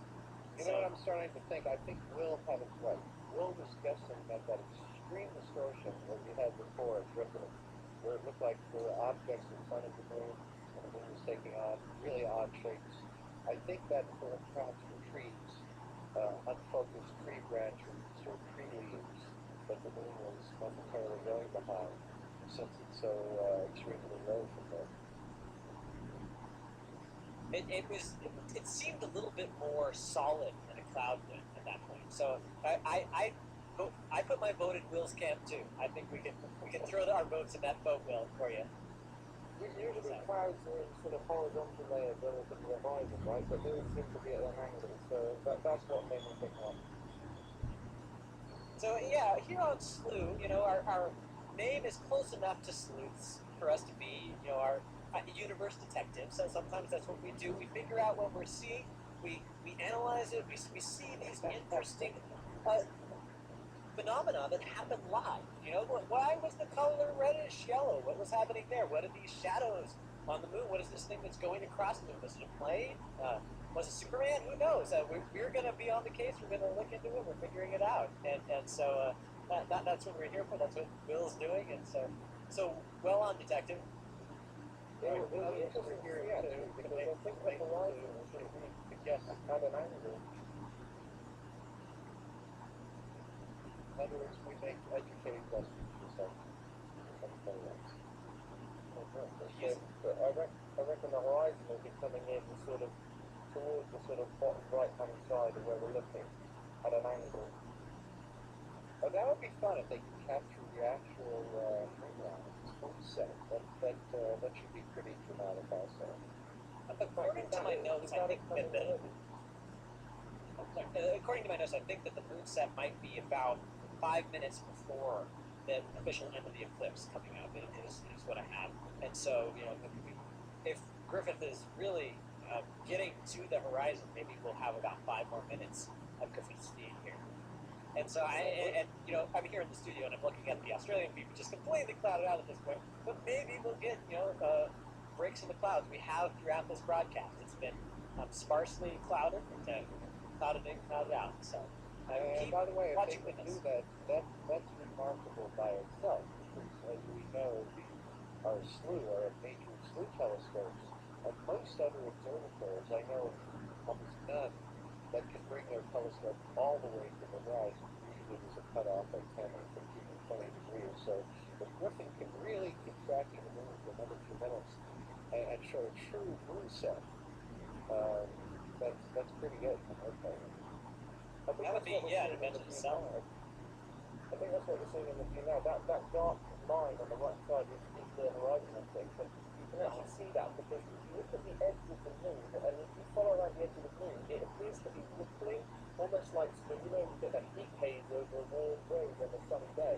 It's rippling, and that's very, very typical you see when the moon or even the sun is very low on the horizon. Because Yes, and you're also getting that distortion that I was talking about 2 minutes ago, where look at the width of the moon, would be kind of 1 o'clock to 7 o'clock axis or diameter. Look how much bigger that is than the other axis. In other words, the moon has lost its roundness. And we're getting a break in the clouds here from Australia. Just putting that out real quick. Gonna sort of flip through these feeds. Yeah, I think that's it. That's moon set. Look how the moon has now changed from round. Another sign that that's a true moon set. And so, gentlemen, this is Easter weekend, and the moon at the moon set is looking a little bit eggish. So I think it's very appropriate what we're seeing right now at the end of the eclipse, as we're leading into Easter Sunday. This is the moon sort of welcoming in that holiday appropriately. So that's what we have here. That was pretty desperate, Howard, but okay. How far am I reaching? 2 miles? A few feet? It's colored. It's a colored egg. I totally see it. No, I get it. No, it is oval like an egg. Okay. But this is so marvelous to see. Really speaks to the skill of Griffith Observatory. That's right. However, that's not a true horizon, because otherwise it would be a focus. In a distant horizon, we'd see it. We'd see the distant trees. We wouldn't expect something like the Hollywood sign. That'd be too much to ask. But I think what they've got is the edge of the building found, as opposed something like that, or a nearby object, because it's so out of focus compared to the moon. Don't you think, Will? Yeah, it looks like that. I think there's obviously a nearby object. But, look at that view. Look at that view from Australia. That's beautiful. And of course, in Australia, the moon remains high in the sky, and that becomes a different color. Here we see the moon turning color, almost to the same color it was during totality. You know, that coppery red, except now we're getting the normal coppery red that we see at every moonrise and moonset. The moon is shining through so much atmosphere. When you go to Australia, we see the white color of a higher up moon. It's quite high in the sky. Being in Virgo normally would not take it very high from the United States, especially from Canada. The constellation Virgo gets only about 1/3 of the way up the sky, between 1/3. Oh, sorry to interrupt, Bob. Just wanted to make a note here that this is the end from Griffin. You're just seeing the end of the moon vanishing completely from this view. So thank you to our feed partners from Griffin. And now switching over officially to our live view from Australia, where the clouds are parting for the time being. And so let's see, can we witness? There's 6 minutes left to this eclipse. Can we see the end of it? This is the question. And a battle against nature and seeing what we can see here. But yeah, absolutely a gorgeous adventure from Griffin, and more to come here from Australia. I'm having real deja vu from the Token Cloud Gap from a few weeks ago, yeah. Yeah, so I was saying that the constellation that the moon is in Virgo never gets up very high from any part of the United States, better from the southern states than the mid part of the northern states. But from Australia, it's quite a bit higher in the sky. And Virgo actually sits right above the celestial equator, so it gets highest from the tropics. And the moon is in Virgo, so this is the kind of eclipse that, if you were on the equator, or in Hawaii, which is only 18 degrees from the equator, this would be an eclipse that would be nearly overhead, just about straight up. Whereas here from the United States, it's a much lower eclipse, and not as low from Australia, but lower than we had it here. And we're now starting to see the effects of the lower moon, the coloration here, instead of the white that we see before. And just hitting below 5 minutes left in this eclipse, and it's really a coin toss as to whether we'll see the end here, just to the capriciousness and unpredictability of the weather patterns. It'll be interesting to see if we see the end of the clouds there. And there, okay, so it's coming back in.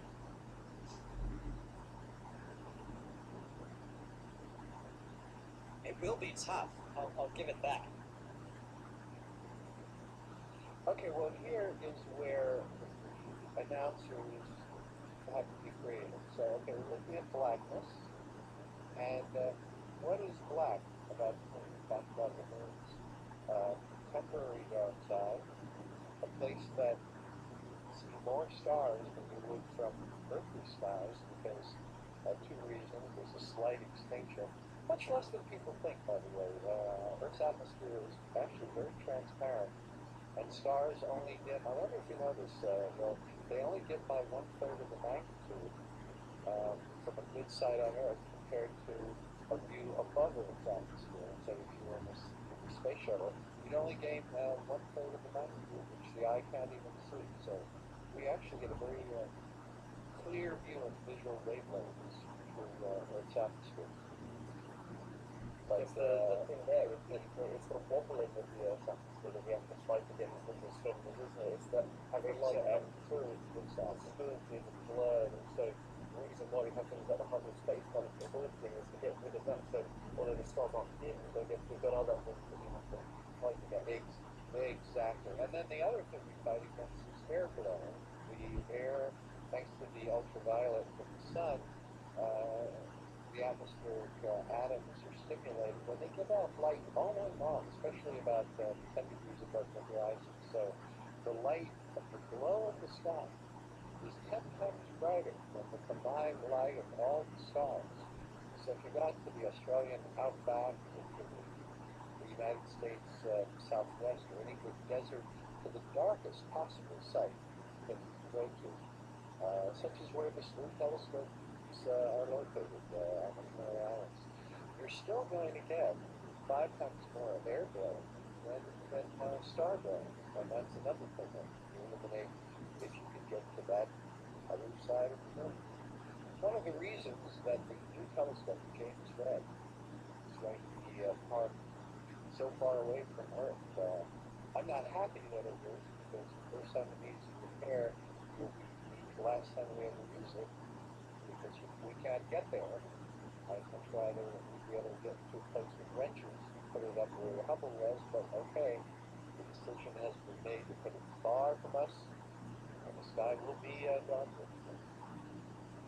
And so we're going down into the final, just about 2 minutes left for this total lunar eclipse. It's been a long day. And for those of you who have stuck with us, who have eaten breakfast, second breakfast, third breakfast with us, celebrating this eclipse as it went through, eating the croissant when it was at the croissant phase, eating the cookies when it was like it was the Cookie Monster biting out of the moon phase, all of that. Thank you for journeying with us here. And let's just have a really a celebratory countdown. It looks like it's very possible we might see through these clouds to the end.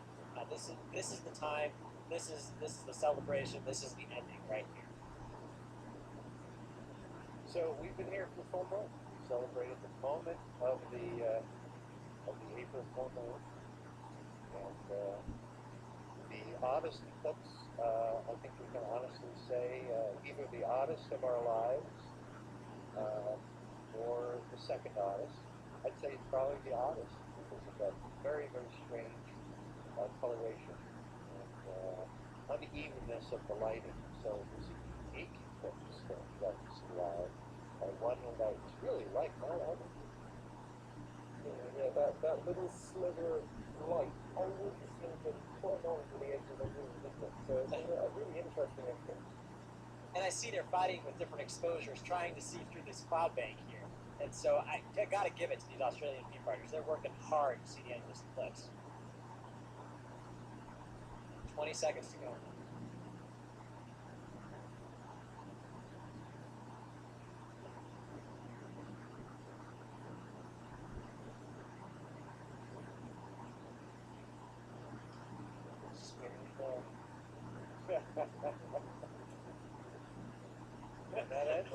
Well, folks, happy total lunar eclipse. This has been it. This is thank you to all of our bee partners. This has been such a fun event. It's such an adventurous time. We've seen a lot of things I don't think we expected to see.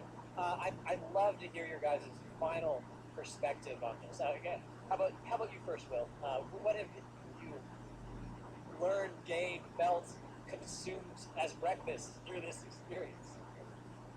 I think it will always be that very unusual totality, that period where that light never really left the middle. I mean, that was interesting for me, but also this has been amazing to share with everyone online. I mean, it's been wonderful to see so many people getting involved with the breakfast and hashtags and pictures. So it's been a lovely, it really feels like a global experience when the people somewhere they've been looking at the sleep forecast and they've actually been looking at the eclipse itself. So I think that'll really stick in my mind.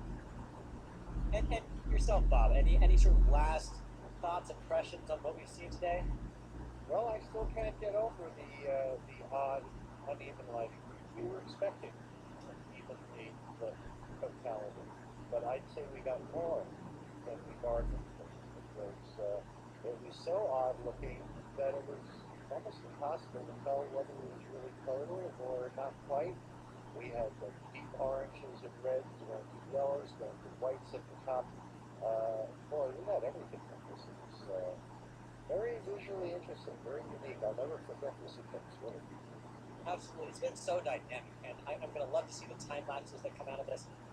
Look forward to the folks that like to see time lapses or highlights. We're going to be producing those, and it's going to be a lot of fun to see the evolution of this eclipse go by really quickly. Even the live was so dynamic, was speed through it, and so you saw sort of an example of that earlier on in the show, where we were showing the 2011 eclipse going on in a period of like a minute. So thank you so much again to our bee partners around the world, to our guests that came on to talk about this eclipse and their experience with eclipses, to Will and Bob for lending their expertise and answering questions on the show. Thank you to our viewers from around the world who have shared this event with us. And also thank you again so much to our members. Our members are the ones that allow us to put on these shows. They are our pillar of support and are the ones that we celebrate with all the time. And it's really it's great to have you all here with us. And I would like to leave you with a video of sort of SLU, what SLU does. For those of you who stuck around so long, here's a little talk about sort of who we are and what we've done. And thank you again so much for tuning in. This has been Eric, Bob, and Will for SLU.com. Thank you again.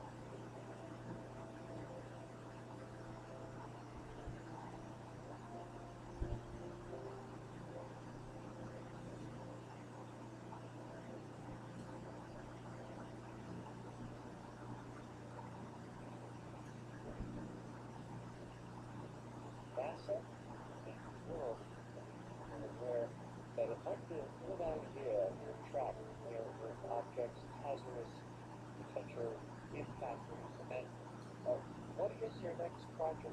What do you intend to do with studying these planetary impacts and the potential for global catastrophes? What's next on your to-do list, Dr. Barker? Well, I'll tell you what I would like.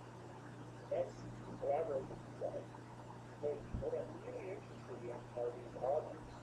Not going to be discovered way in advance, but the ones that are discovered on final approach.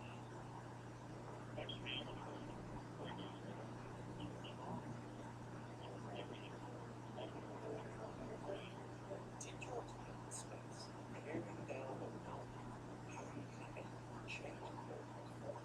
Well, it's looking pretty today. Absolutely good. It actually works both ways. It makes you understand and appreciate the Earth as your part of something much larger than you appreciate when you look at the moon at the same time as you look at the Earth, which you can look at view from space. That the Earth is hit by asteroids all the time. We're not going back. I'm not saying that it's bad. By the way, hey Matt, did you just see a plane? Oh, I just saw the picture. Wow! Yeah, you did.